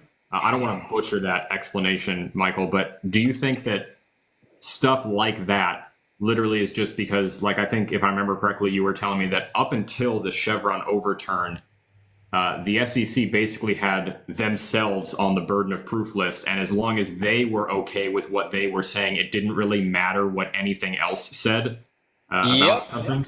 That's 100% right, and that's why I personally don't think that's right, because it's kind of like you have a lot of unelected bureaucrats now making all these decisions for our country, whereas like we elect people to make decisions for us for a reason. So there's good and bad to it, because obviously there are the pros and cons. Sometimes the people that you elect are crazy, and you do need these experts to kind of bring them in. But then now, how much of the country is being run by people who you never actually voted into office? So there's pros and cons to it. I do think it's going to be a huge benefit for the crypto industry in the United States, because now, exactly what you said, the SEC can't just say, oh yeah, I'm citing myself as the burden of proof. I'm the expert in this. This is a security because of this, and this. And that's one of the reasons why the XRP motion for summary judgment, when it came out last year, was such a well-written motion for summary judgment, because it kind of called this out. And if Chevron didn't exist back then, XRP would have won this a long time ago, because it was like, you guys are literally just interpreting the law any way you want. You're now making additional rules to things that didn't exist even 4 years ago, that even the prior commissions didn't agree with. And Commissioner Hester herself, Hester Pierce, she said, like, it's my fault that it got this bad because I didn't speak up soon enough against what was happening around me, because it's not a secret anymore that Choke Point 2.0 was a real thing, and that they were trying to squeeze crypto out of the United States. And so because of the Chevron document, all of these agencies start to get politicized, and now you got to think, okay, which political ideology do I align with? Oh, is it this one? Cool, they're on my side. I love them. If they're against me, oh no, I hate them. So it's like it's a very fine line. I personally am happy that the Chevron doctrine is gone, only because I think the executive branch had a little bit too much power that they never should have had. But it will be interesting to see what happens as a result of it. Yeah, definitely some things that worry me about it, but on a scale of things that don't worry me about it, the SEC no longer being able to say, this is the way that it is because I said so, feels like a good thing. So feels like a good thing. But guys, anyway. getting us back here, Yes. about 15 minutes ago, guys, we finished talking about Axelar. But I think we all liked it, but this was a great conversation. Michael, so glad we could have you here to kind of expand on this, because it's not something we can do. This is a fantastic conversation. And super good information for everybody here who's watching the stream instead of Thursday Night Football. So thanks, guys. But hey, guys, so we have Axelar. I'm an A- for Axelar myself. Yeah, I put Axelar right at an A-. I'm super, and it's only because I don't know more about it. Mm-hmm. It could be even higher. I'm a big fan. Alex, I was gonna agree, and I was gonna go. I wanted to give it a flat A, but with a disclaimer that I don't want that A to be interpreted as me saying I'm going to go buy this token right now, or I'm saying like this is going to go up and go buy. For me, this is the first one of the night that I read about, and I'm like, this one is one that I'm actually going to go back and learn more about. So like the amount of diligence or research that we just did for me personally covers my phase 1 of 3, like big in-depth research that I would do before I ever made even the question to myself, like, okay, am I buying this thing? So I'm interested in 1, learning more, and in 2, potentially. So like keep you guys posted if I go that far. Obviously my buys become public whenever something like that happens. But I just wanted to make sure there was an understanding that my A does not mean like go buy this because I'm going to go buy it. It just means this didn't turn me off on the first initial inspection here. So I got to be on extra good behavior because Michael is staring at me as I make financial. No, I'm reading. I'm reading the comments. I promise. I'm just gonna have this as A-. Alex is intrigued and turned on. We're gonna just go. I would say that that's an appropriate description. Intrigued and turned on. We're gonna go with that. Intrigued and aroused for sure. That's what interesting way to describe it. I love it. Yeah. All right. I saw someone in the comments section. I think. Yeah, I think the community has voted for Pendle next. And I know that's on the board, right? It is most certainly on the board. Good sir. Sweet. Will, I feel like I've seen you talk about that one a little bit. I know you've done a number of the overviews here tonight, but this was another one that I've heard of, looked into a little bit, probably a month or 2 ago, but haven't done a deep dive on yet. Yeah, so I haven't done a deep dive on Pendle either, so my overview on this is going to be short. Okay. And the reason why is first of all, guys, Pendle is basically the number 2 cryptocurrency right now in the category of tokenized real-world assets, with the number 1 coin right now being Ondo. It's Ondo and Pendle as the clear number 1 and number 2s right now, as compared to the last time I looked at this. Now, the reason why I myself personally haven't done a deep dive into Pendle is simply because I spent more time looking at Ondo, and anything else past that I just wasn't really paying attention to, honestly. I was like, cool, if I want exposure to a tokenized real-world asset play, I'm probably going to go to Ondo. I'd rather just go into the safest leader in this space, because there's a part of me with tokenization of real-world asset play that always just asks the question like, okay, is this actually what's going to be used? Or is BlackRock going to make their own solution and that's what ends up getting used? I'm pretty sure it's going to be that. And so I've had a hard time diving into RWA plays because I just always think that long term, it's going to be a more centralized option that's going to be king, and it's going to be something made by BlackRock. And so I was slow to get into real world assets, and then I became bullish on the trend for the cycle. But by that point, Ondo and Pendle had already blown up by a lot. So I didn't dive into them too much, and when I did, I spent time on Ondo. So I don't know what makes Pendle really different and special. Maybe you guys can pull that up now. So if you guys have something to add, go for it. Well, the first thing that I found is one of the DeFi protocols on Pendle got hacked for $27 million the other day. That's great. That's a positive. Go North Korean hackers. You guys are the best. Yeah, so Will, you are absolutely correct.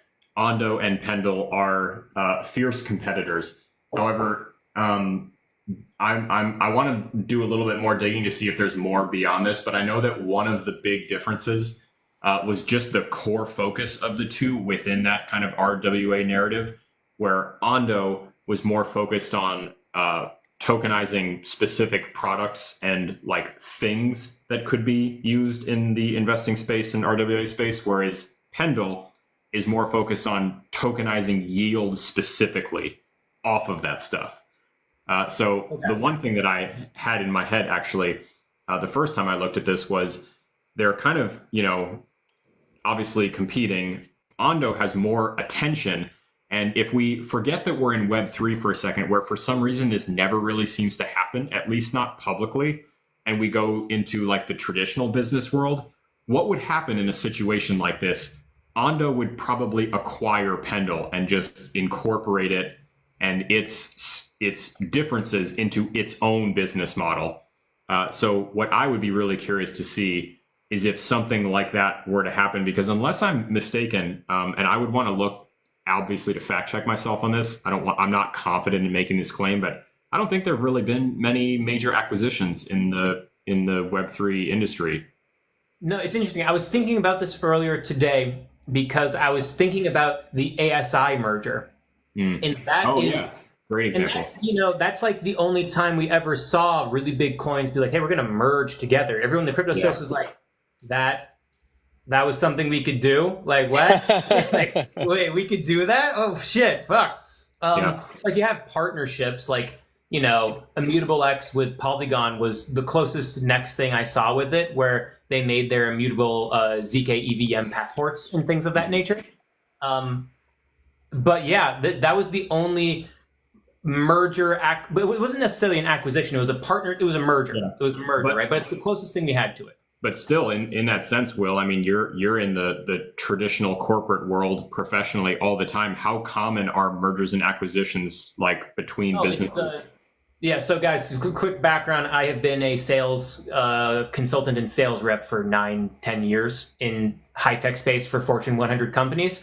Fortune 100, Fortune 500 companies, their main means of growth is acquisition. It had the companies that I work with acquire maybe 4 companies a year, and that can range from a company that's $20 million to a company that's $2 billion in revenue, right? And the acquisitions happen all the time.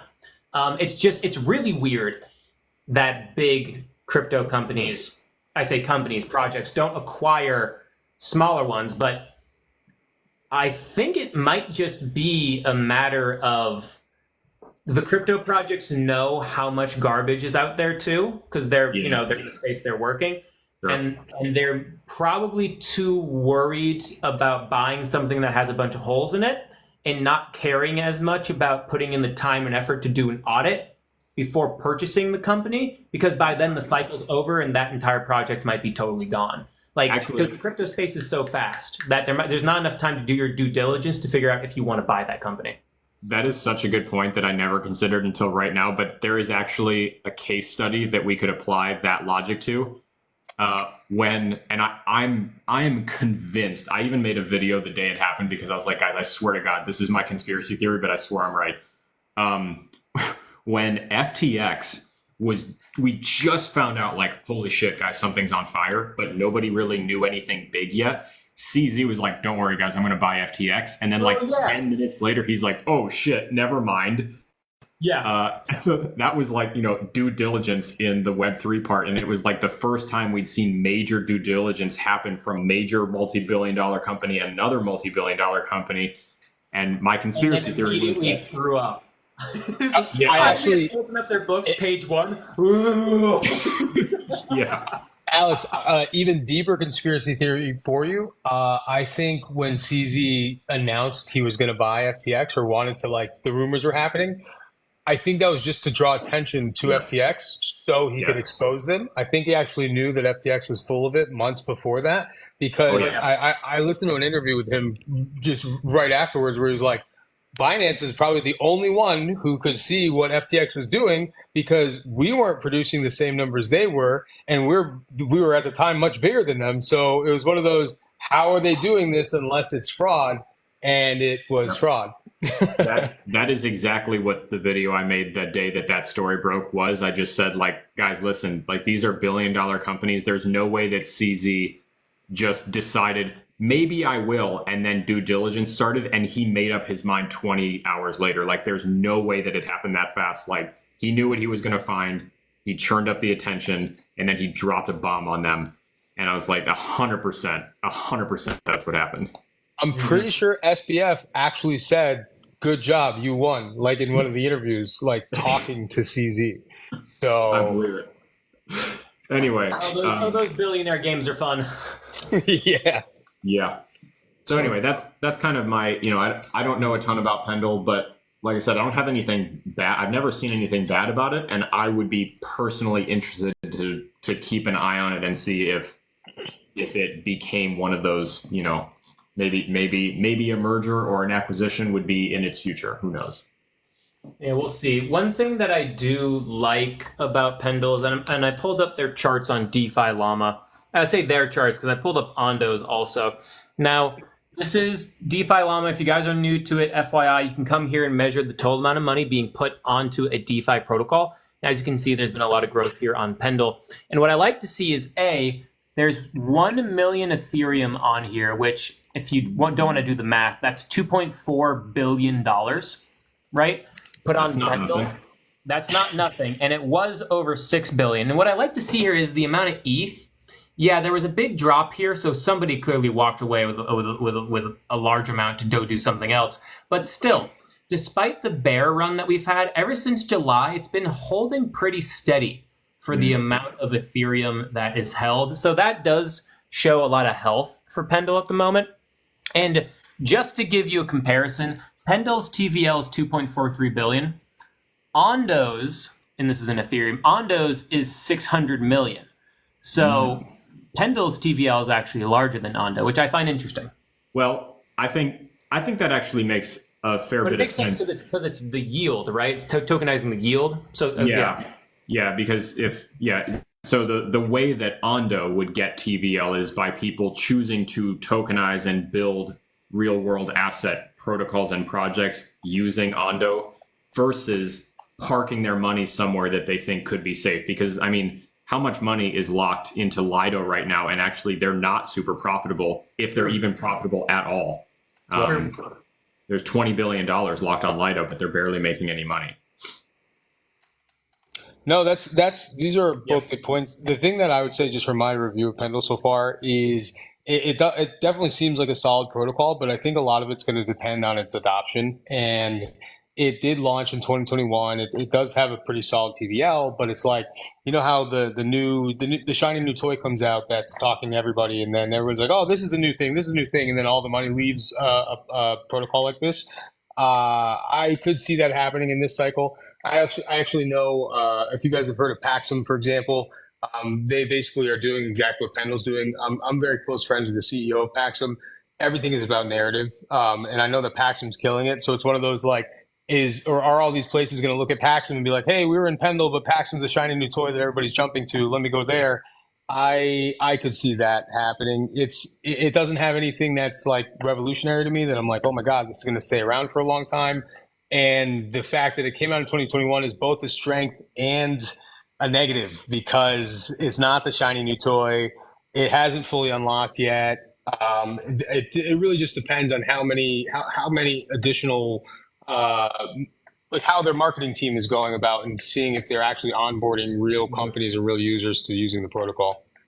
Yeah, what I will say in Pendle's defense as potentially being able to stay around for a while, what we're looking at here is this is the addresses by holders.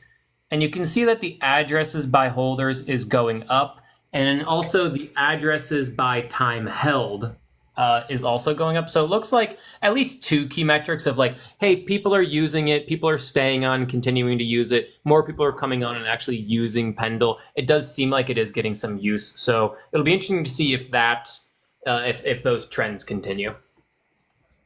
But yeah, very much so, Michael, I agree. When there's a new shiny toy that does the new thing, people run to it. Liquidity moves so fast in this space. Worth noting, though, just one thing that might be concern worthy for something like Pendle. Just because the thought popped into my head when I looked at, okay, if there's nearly 2.5 billion TVL on Pendle compared to 20 plus billion on Lido, and Lido's struggling with revenue, I bet Pendle is in the toilet. And that is exactly what I would say. They're like, 10-ish grand, like high end. 60 grand in one day was their peak, and average is more like 10 to 12 grand a day in revenue, and yet their market cap is $420 million. Yeah, so I have the revenue numbers Finance here. Finance is silly. Finance is silly. I think that's like the quote of the night. That and also, I'm scared. I went on Token Terminal, and so the 30-day revenue for Pendle is $97,680. That's 30 day. 30 day. So 100 grand a month. That's not a lot. Not a lot. It's a lot more than some. Like there are some large protocols you would look up and be absolutely shocked that they're making like 12 grand a month. You're like, what? So 100 grand's not nothing, but it's also not a lot. Not when your market capitalization is over 400 million. Exactly. Yep.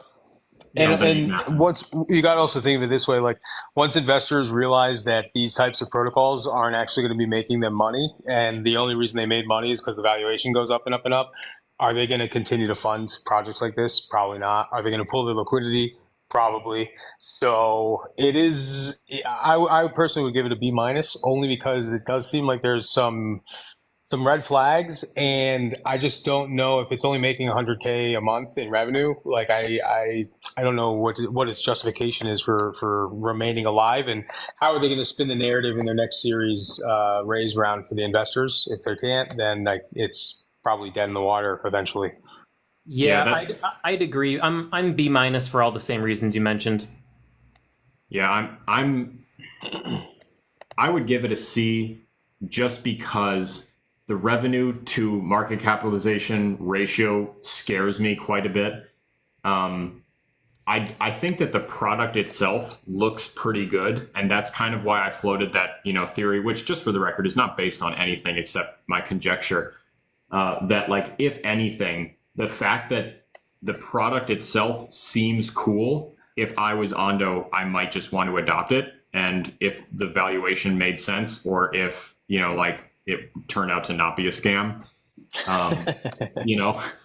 something we do have to consider just because it's not that old. Always got to ask. Always got to ask. Always got to ask. Then, maybe I could see that being a thing. But, overall in the RWA narrative, I think Ondo is just so much stronger. Is probably going to outshine Pendle for the most part. But, what's the disclaimer I give at the beginning of this stream every single week? We can sit here and every single coin that you say is above a C, you should invest all of your money into. Thank you, Will. Yes. You're welcome. And then also join the Discord and become a premium member, and then also send your 401k to my Venmo. I'll trade it for you. You were so close to making that a good commercial. Don't do that.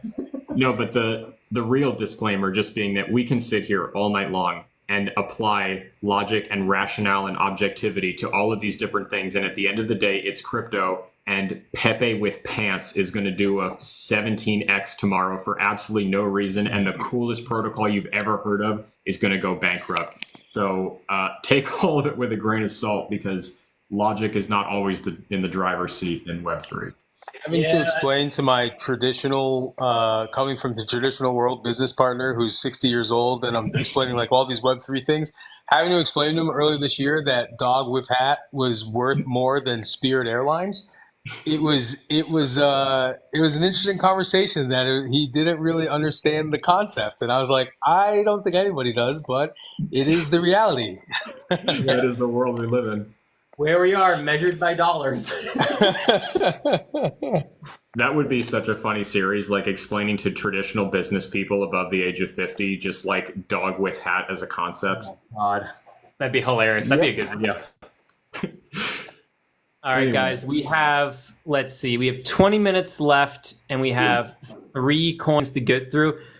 DOAI can be the last one, because that will literally take us about 5 seconds. Okay. To just absolutely shit on. XNet and then BitTensor Tau.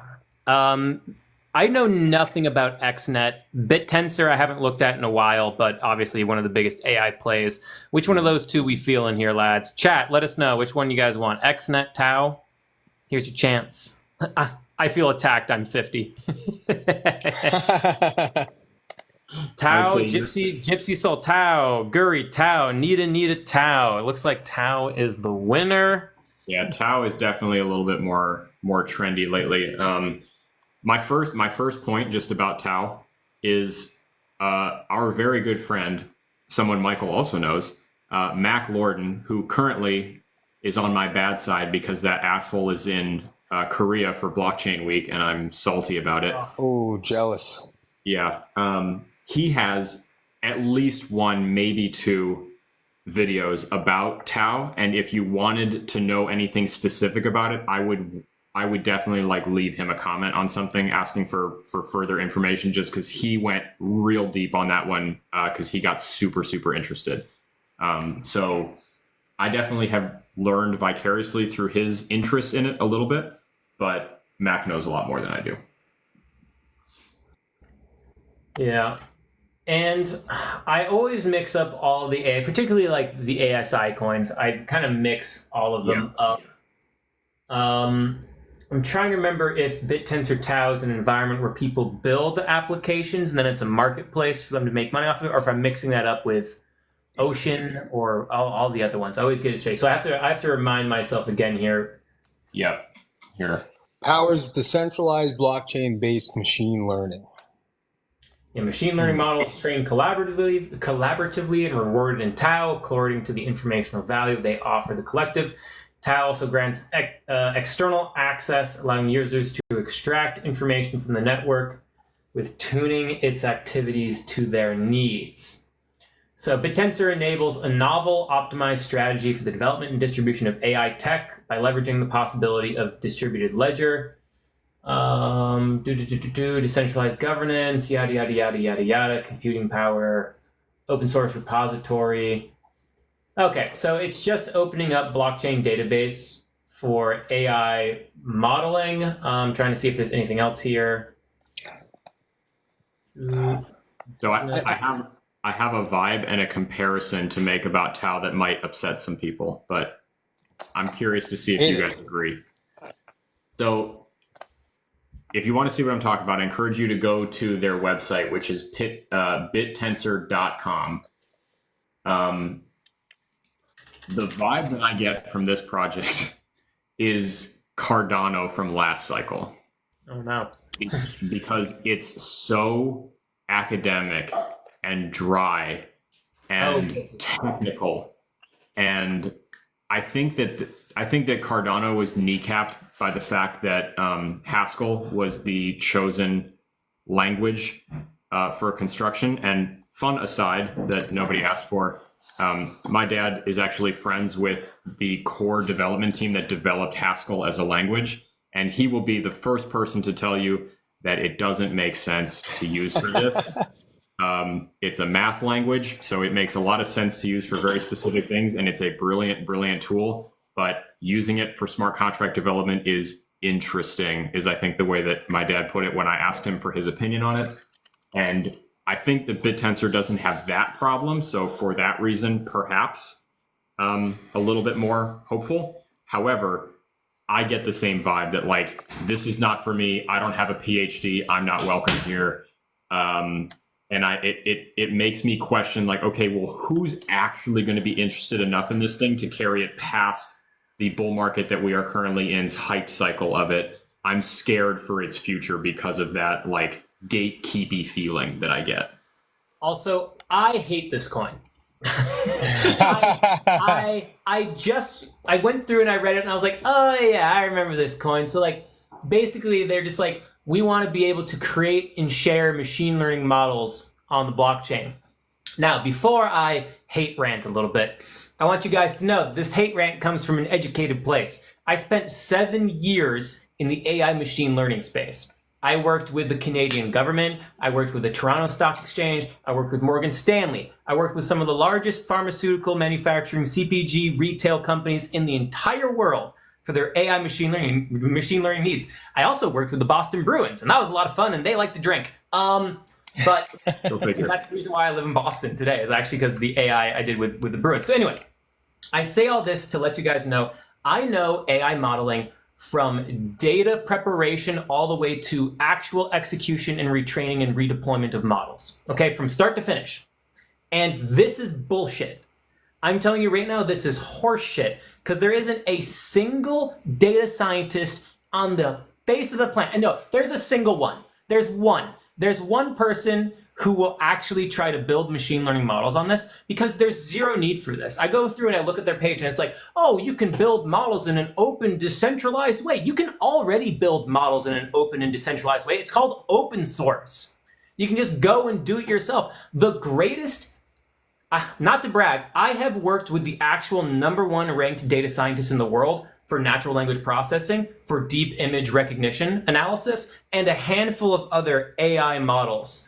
And I can tell you, they and their colleagues are not using this crap. They are on open source. The entire culture of being a data scientist is to go and start proving yourself in this open source world, which is already open to anybody. And it's where you prove yourself. It's where you build your resume. There is no room whatsoever for this kind of competitor. And to put a token on it, you're telling me that you're going to take something that is already incredibly difficult to do, and you're like, oh, let's put a token on it and make people use wallets. Like, no, it's not going to happen. This is a bullshit fucking use case. Nobody's going to use it. It's garbage, and it's just marketing hype, which is honestly enough to make the price go up, right? And the price has been going up, when Bitcoin was good. So I say all that to let you guys know that I hate the overwhelming majority of AI cryptos just because of how deeply I know the space.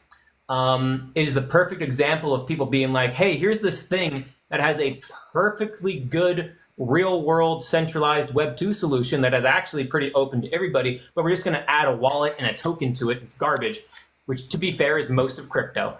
And it's just, I hate it, and I wanted to rant, and someone take it. I have to say, I completely agree with Will here. I do myself know a pretty good amount about the process, and this is bullshit. It's just a narrative. They're just trying to capitalize on AI and say anybody can build open source products without using the word open source, because everybody already knows and is familiar with that word. And when you said only one person would build on it, I bet that one person is Lee Jacobson, the guy who founded it. So other than that, I completely agree with you. I think it's just taking advantage of, like, they just wanted to add something that has to do with AI, and then they took it to an investor that had no idea how AI worked, and then they got money for it. I think in my opinion, I hate all AI tokens except for probably Sam Altman's WorldCoin, and we'll see how that turns out. You know what I mean? So I completely agree. I think this is garbage. I think this is garbage, and I do think if NVIDIA gets further down this rabbit hole, the DOJ investigation, all of these AI tokens are going to die. And the big elephant in the room is AI doesn't make any money. It actually hemorrhages money more than anything else right now. So if AI itself isn't making any money, I don't expect the AI tokens to be making any money anytime soon. Yeah, the company making money off of AI right now is making it by selling the hardware that all of these AI companies are using, NVIDIA. Correct. I haven't done it, but I really want to, and will after your rant, I want to even more. Send a couple of these. This would be one, and there's a number of other ones. But to my uncle, he's not really my uncle, he's just my parents' very good friend, but he has a PhD in machine learning, and he's the department head of computer science at, I forget what university, some university. Got his PhD at Yale. Big fan, has been doing AI stuff since the early 90s. And I would love to hear his perspective, because Will, this is another one of those things. I don't really dig that far because Will has the creds to back up his opinion a lot more. And I don't have any credentials that come close to anything like that. All I know is that from a user standpoint, applying a token to stuff like this generally doesn't really make sense to me. And I think that blockchain and AI has an integration possibility, and I've never, ever seen anything be done with it. And to me, that is using single soul-bound NFTs to mark real human interactions from AI-generated interactions. And that is not something that you could invest in. It's just a thing that a token could be used for in a really, really, really effective way to prove humanity. I'm hyper interested in that, but it's probably never going to happen, or just not for a while, because it's not investable, so who gives a shit, right? No one cares. It would just be a really cool use of blockchain tech. But sounding like an AI myself. The only thing I'd say about that. these AI tokens is they remind me a lot of the 2021 NFT projects who were like, we're launching a token. And you were like, why? And then they stood there with, like deer in the headlights. So that's what majority of AI tokens remind me of. Well, Why not? Why? Because thumbs up. Yes, I didn't think about the thumbs up, of course. They stood there thinking the same thing, which was, don't tell them that it's just because NFT trading royalties have really dried up. Turns out that was all a sham and we have no money. Yep. Hey guys, we got 10 minutes, so we need grades here now. So Michael, what do you have for Tau? I'm going to give it an F. Ooh, hard on the F. All right, Alex. I don't like it. However, I would say that it deserves a little bit of grace, not from a reasonable or actual value standpoint, but just because AI is trendy. And I've never seen the conversation we just had take place anywhere else in Web3, which makes me think that it's very possible that as AI tokens continue to get shilled, they could pump for no reason. So from a trading point of view, maybe there's some volatility in there and somebody could try to day trade something like this. But over the long term, objectively, I don't have it. I have no interest in getting it. I'm good. So let me ask you a question too, Alex. With the kind of based off what you said, AI now has obviously been this trendy narrative for the last 2.5 years. Do you think it continues to be the trendy narrative as these earning reports continue to come out and we continue to see that most AI companies are hemorrhaging money other than the ones selling the hardware for them? Yeah, I think the narrative, I think before anything dies, I think the narrative hardcore splits in two, because right now the thing being shilled inside of the AI niche is selling GPU capacity to people. So I think before the narrative dies, its death rattle is, wait, guys, we have all these processors, buy our capacity, please. And then the narrative dies. So yeah, I don't think it continues personally. I mean, I enjoy seeing bad narratives that tell a bad story that represent the industry poorly go away, because that's what I want to see. I want to see the good shit live. So hopefully it doesn't last that much longer, but I think that its death rattle will absolutely be buy my capacity. Spoiler alert, if you guys have been on TikTok today, you've probably seen at least a video or two about Dojo. That's my newest. Is that it, Will? That's it. Okay, cool. You can put me down for a no on that one without yes, the nightly Alex says no. Yeah, I get one, Michael, I get one grade every single night that is just straight up no. Is this just another AI coin? Yeah. It's exactly what I just said, Michael. It's selling GPU capacity. That's so funny. Yeah, but this one's different because... Yeah. Will, can you actually...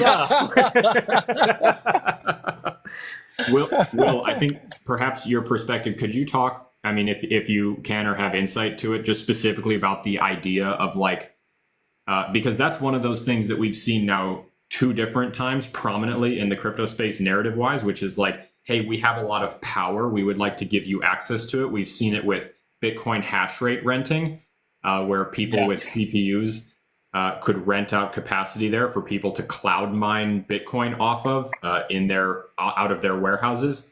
And then we've also seen it now with GPU capacity rental for the purpose of AI computing, which is a lot weaker to me because at least Bitcoin is Bitcoin. So, I mean, what's your take on that whole idea? Not even crypto specific, but just the idea of renting capacity in someone else's processors. I'll touch on that really quickly. Just my BitTensor Tau grade is actually, I hate it, but I'm going to give it a C- because AI trends are strong. If Bitcoin comes back, it can come back. It's one of the key leaders there. You can make money off of it. I hate it and I hope it dies though. So, but C-, here we go, C-. From the standpoint of, I hope it dies, C-. Passing grade. It's like if you're a teacher and in the least favorite student does well and you're like, I hate you. I hate you. So again, let me summarize your question real quick. What are my general thoughts on renting of capacity for power needs for various use cases, right? Was that about it? Yeah, either I think For that GPUs and then for Bitcoin mining capacity? yeah, I've seen CPU rental for Bitcoin mining specifically, and then the GPU thing that I'm seeing more often is not just for like storage and stuff, but also just for, and I'm going to put it in quotes because I think it's a buzzword, and I would like to know like if it means anything in general, but for computations and calculations. Yeah, so you have to ask yourself who the target audience is of this, right? So who is, and that's the question you should ask yourself with any investment in a cryptocurrency, which is, can this thing get adoption amongst its targeted audience? Before you can answer that question, you have to figure out who is the targeted audience. So in this case, who needs a lot of computational power? Like who really needs it? Is it the normal person? No. No, like you have your computer. Your computer can do that. If someone who's a data scientist at home, odds are they're making enough money to get their own big desktop computer, and it's going to have enough power that they need to do what they need to do, right?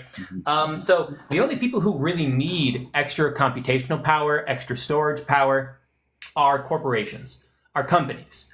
And they don't really have a need for decentralized computational power, because if you need it, you just go to Amazon. You just go to Google. Like it's like the sales rep you already have a relationship with. Odds are you set up your business and you already started with it, so you already have an environment. You just go, hey, cool, I want to add an extra node. Hey, cool, I need to swap. Boom, I need to upgrade this server, whatever. I need extra capacity. What's the monthly charge? Cool, and then you just go through like an Amazon buying experience and you get it. It's easy, it's familiar, and it's available. Like when Render first came out, there was a genuine use case for Render, which was that there was a nationwide GPU shortage because chips weren't being made, right? So it's like, oh shit, there's a real world pain point here. Like corporations could really use this. But now, today, ever since really the end of 2023, we haven't had a GPU shortage. There are enough GPUs out there to satisfy the needs in the market. The only thing that hasn't changed too much is that they're expensive. That's the only thing that really has kept Render really kind of alive in my mind, is because there's still a real life pain point of GPUs are expensive and this can make it cheaper. But then again, like who needs things cheaper? Normal day people. Are normal day people the already audience to use this? No, we just established that the people who need to use this stuff are corporations and companies, right? And they're going to go through their normal channels. And also, like if you're a company and you're a CIO and you say, hey, we need, I don't know, power or storage, are you going to go through Amazon, which if something were to go wrong, you're going to be totally fine because you chose Amazon. Amazon's the safe option. Or are you going to are you going to go with this risky new decentralized option where if something goes wrong, your ass is fired? Like you're gone. Like there's no way you can go to your CEO and say like, oh yeah, but it was cheaper. Like no, like it stopped working, and our ability to go to market was slowed down. Our ability to develop this product was slowed down. Our ability to retain this client was slowed down or prevented. That's an inexcusable decision for a CIO or someone below them to make. So it's for so many reasons, it's just not something that companies are going to choose to do, in my personal opinion. I am gonna actually surprisingly take an opposite side here. Go for it. I do agree with everything you're saying, but I actually could see Dojo being a really solid play for this cycle, only because it has a great ticker, and the great ticker can actually take you pretty far. B, it's new. It's the new shiny thing. C, since its inception, it had a very, very short dip, and then it kind of blew up in terms of the charting.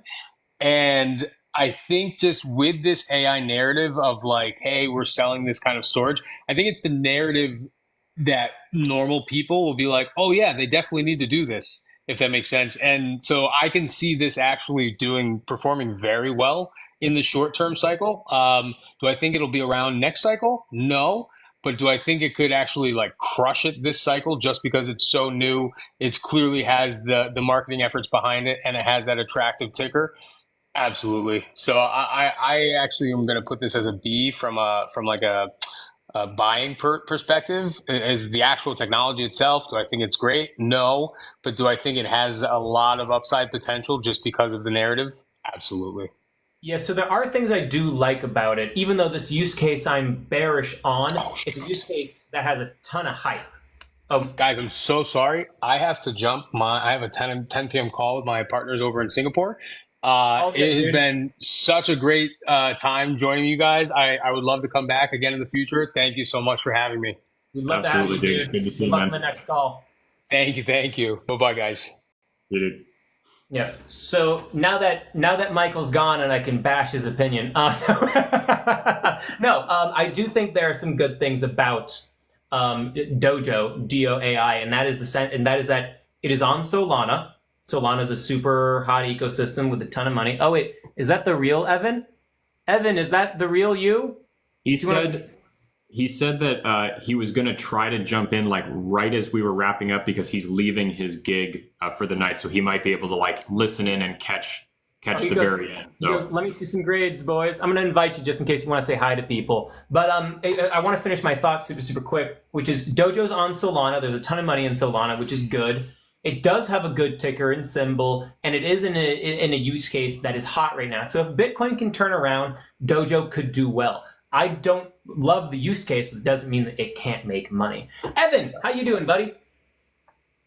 Will, I am your literal man on the street right now, coming to you from Midtown Memphis, so I was just going to go video off. I really just wanted to be here for the color commentary and to hear about the grades. Has it been a great stream? Did you miss me? Did you really miss me? We missed you, but we had Michael here, and he gave some great insight and some good lawyer talk and lawyer angles for some coins.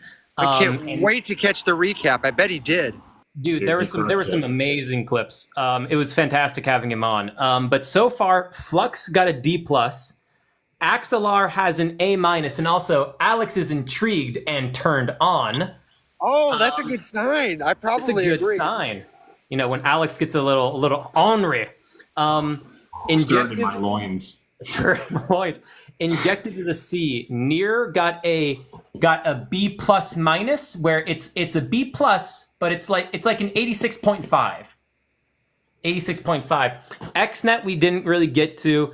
Pendulog's got a C+. Alex says no. Michael says yes. I say so. We were just finishing here, so we actually had a good amount of disagreement. And then BitTensor Tau, Michael gave an F, Alex gave a B, and I gave a C-. Wow. Oh, this is contentious. Evan, what Will is not telling you is that Will got angry about Tau for the first time. We have not seen a loud Will rant yet, but he went off on Tau. So that was another good one. I hate to say it, dude. I wanna tell you that you missed a boring one, but it was pretty good. I had no doubt it was going to be great. Oh man. Okay. Listen, don't let me get in your way. I'm thinking I'm going to go off video, so I stop being distracting. But I would love to just hang out for a minute in case there's something cute to say. And don't forget to let people know that we've got live classes up, and we love them, and we want them in the Discord. And these are our only profile. The commercials. Yes, the commercials. No worries. Okay, I'm going on mute, and I'm turning my face off for a second, just so I can keep an eye on you boys. Mm-hmm. All right. Well, guys, we're over time, and we're out of here. No, just leave it. No, we're not. We're gonna stay. We're gonna do the last coin. Now, Evan's here. We're gone. We're gonna do the last coin. The last coin is XNet, which I know nothing about. Any shape, or form. Also, Alex, will you pull that up? I'll do a quick commercial and everything here in Papa Aztec. If you want a quick summary, I know you got here late. We do take the full recordings of the full 2 hours, and we do put them on our YouTube channel. All the links are in our Discord. If you're there, that's great. If you're not, you can go to the links on our profile pages to get to the Discord. If you don't like Discord, the YouTube is Faceless Labs, or is it Rise Up Morning Show, Alex? The YouTube is Faceless Labs. Yes, yeah, but you can search either one, and you'll get to it. Okay, perfect. So you can do that as well. But if you're not in the Discord, hop on in, guys, because then you can get a better chance of getting altcoins that you want to see reviewed in there. But pop on in. Be friends with us. Ask us questions. We like to help. I'll drop. You know what, boys? I think I'll drop so Alex have a big screen. Evan, what a selfless man. So what a guy. Alex, did you have a chance to quickly Google it? Just quickly look it up in CoinMarketCap? Yep, I've got my three prongs. So for the record, because Will and I don't know this one, what you're going to get here is our first impression, which is like speed running phase one of the research venture. And the three things that I do is pull it up on CoinGecko because I like the gecko more than CoinMarketCap. Good mascot. As I said today during the rapid fire news, this segment is not sponsored by CoinGecko, but it should be. And then what I also do is I have a special ChatGPT thread that is trained to give me just overviews that go off of certain criteria for cryptos, and literally it's at the point now where I just pop in, write the ticker, and it gives me a formatted overview of the entire token. If you'd like the prompt, I'll put a video together and share the prompt so you guys can do the same thing. So then I literally just wrote XNet, and it gave me an overview, so we can kind of top down it. It gives like use case, value proposition, purpose of the token, the good, the bad, the legal complications it could face, a general synopsis overview, and then interesting tidbits. And those are the categories that I get it to do. So yeah, it is a Web3 mobile thing. There's definitely some competition here. It's getting steeper. It's also not a new narrative. What was it? Was it Helium from last cycle? Yeah. Okay. It's still around. Helium's still around, still building. They've changed a few things, their strategy. Yeah, no, definitely still around. Definitely still also in Solana. XNet's in Solana too, and Helium is also in Solana, so that's direct competition. Yes. So that is the first thing that jumps out at me. In addition to, look at this little deal. Yes, on the I was gonna pull it up. Their website is so distracting. I'm like, yes, the pretty. The solution is pretty. I kind of want to buy it. It's pretty. No, okay, never mind. I take back everything I was about to say. Bullish on this token because of this rainbow swirly jellyfish thing. Yeah, bullish on the rainbow. But no, the first thing I noticed was just that, okay, immediately I see competition with a pretty established project. So I want to know how old this thing is, and my first question is going to be, what sets this apart from Helium? So for anyone following along, this homepage is xnet.company. That's the homepage that we're looking at here. The problem sounds relatively consistent with the other ones, the other Web3 mobile plays. Networks are struggling to keep up. There's coverage and capacity problems. Spending is at an all-time low due to high interest rates and debt. Okay, yep, classic economy's bad. Also, this is a very low volume coin. Sorry, I interrupted. What is the volume? 308,000 XNet, and an XNet is worth 9 cents right now. So that is basically $8,000, $10,000, right around there, of 24-hour volume. Can that be right? The total trades in the past 24 hours, I'm looking at their on-chain data, by the way. Total trades in the past 24 hours was 2,122 trades. The top 10, I gotta look that up separately. The top 10 holders hold 92% of the total supply. There's gotta be one huge wallet that has the supply that's being trickled out to people. Yep. In the daily active wallets, Alex, what do you think? Plus, what do you think? It's obviously low. Sorry, I'll just tell you, it's 192 active wallets. 192. Wow. 192. So there's not really anything going for this coin from on-chain metrics that I'm seeing. So actually, now that you mentioned that about the holder breakdown, where did you get that figure from? So I went to CoinMarketCap and I went to their Solana contract. Okay, so are you looking at the Solana Explorer? Yes, I'm looking at Solana FM. Okay, yeah, because that was the first thing I was going to do, is just pull it up on the Blockchain Explorer, which is the most important skill you can have in Web3. Learn how to read one. I have a lot of videos about it.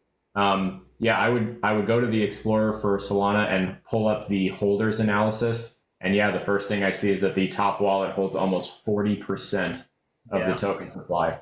I would imagine that is the wallet that holds their supply that slowly gets trickled out over time, is what I would imagine.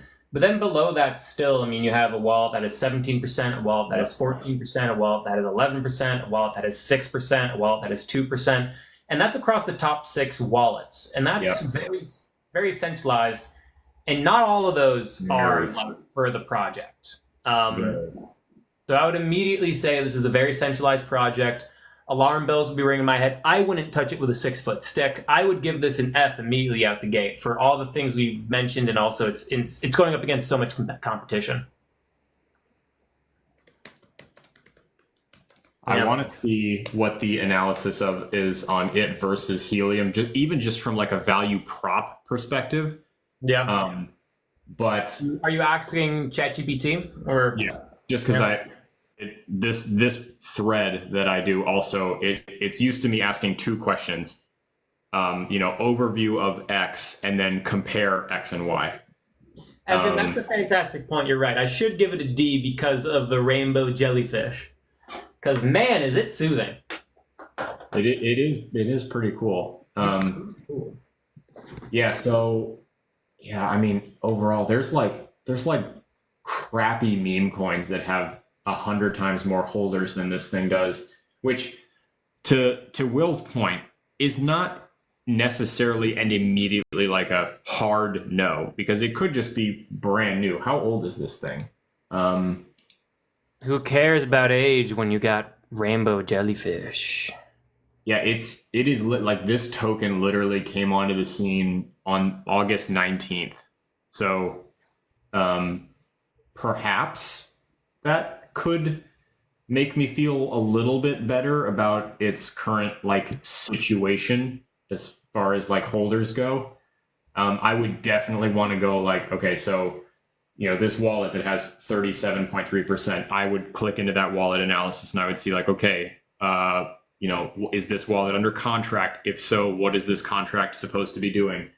Who have they been sending stuff to? All of that sort of stuff, like, would go a lot further. Definitely agree that I'm seeing red flags. It looks like CoinGecko also has a notice here that the reason that this token looks so new is actually because they recently migrated from their old contract to a new one. And there's a link. There's a link on CoinGecko's homepage here where you can go read the old contract, and then you can also read the new one. And it also has a link to the social media posts from the team detailing the migration. So those are all good things. Like, Did it at come least from like Ethereum to Solana or something, or let's pull it up, see what the old contract. It came from Polygon to Solana. Yes. Okay. So honestly, like, that does help a little bit that it seems to have been like a widely publicized thing.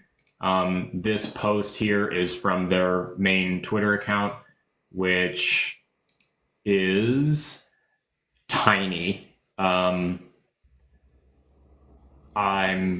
bearish as hell on their advertising graphics. This is something that like a 4th grader would make. Well, all the money went to the rainbow jellyfish.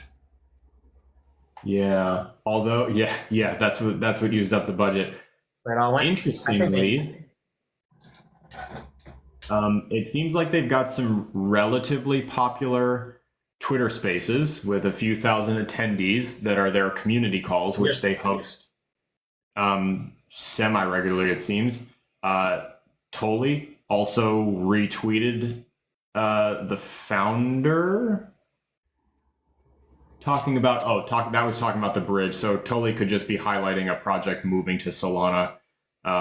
For anyone who doesn't know, Tolly is the co-founder of Solana Labs, so he is incentivized to talk about good things happening for Solana. The tweets. Let's try to wrap this one up, because past our time by about 14-15 minutes. So I think we should try to get to final thoughts and grades. Got I lost. got lost in a rainbow jellyfish and in the research. I know, I get it. So what would you give it? I'm giving it a D, but I'm willing to be proven, as time goes on. I would say, yeah, I'm super cautious. There's a lot of red flags, but also it's new, it's fresh. I wouldn't want to. I actually almost feel uncomfortable grading it just because it's so fresh. So I would give it a C just to split the difference because I don't have an opinion about this yet. And I would say I would keep an eye on it to see if they end up doing anything. And the one thing that I want to look at before I give it a real grade is go look at its activity on Polygon, because I think that would be more fair, which we don't have time for tonight.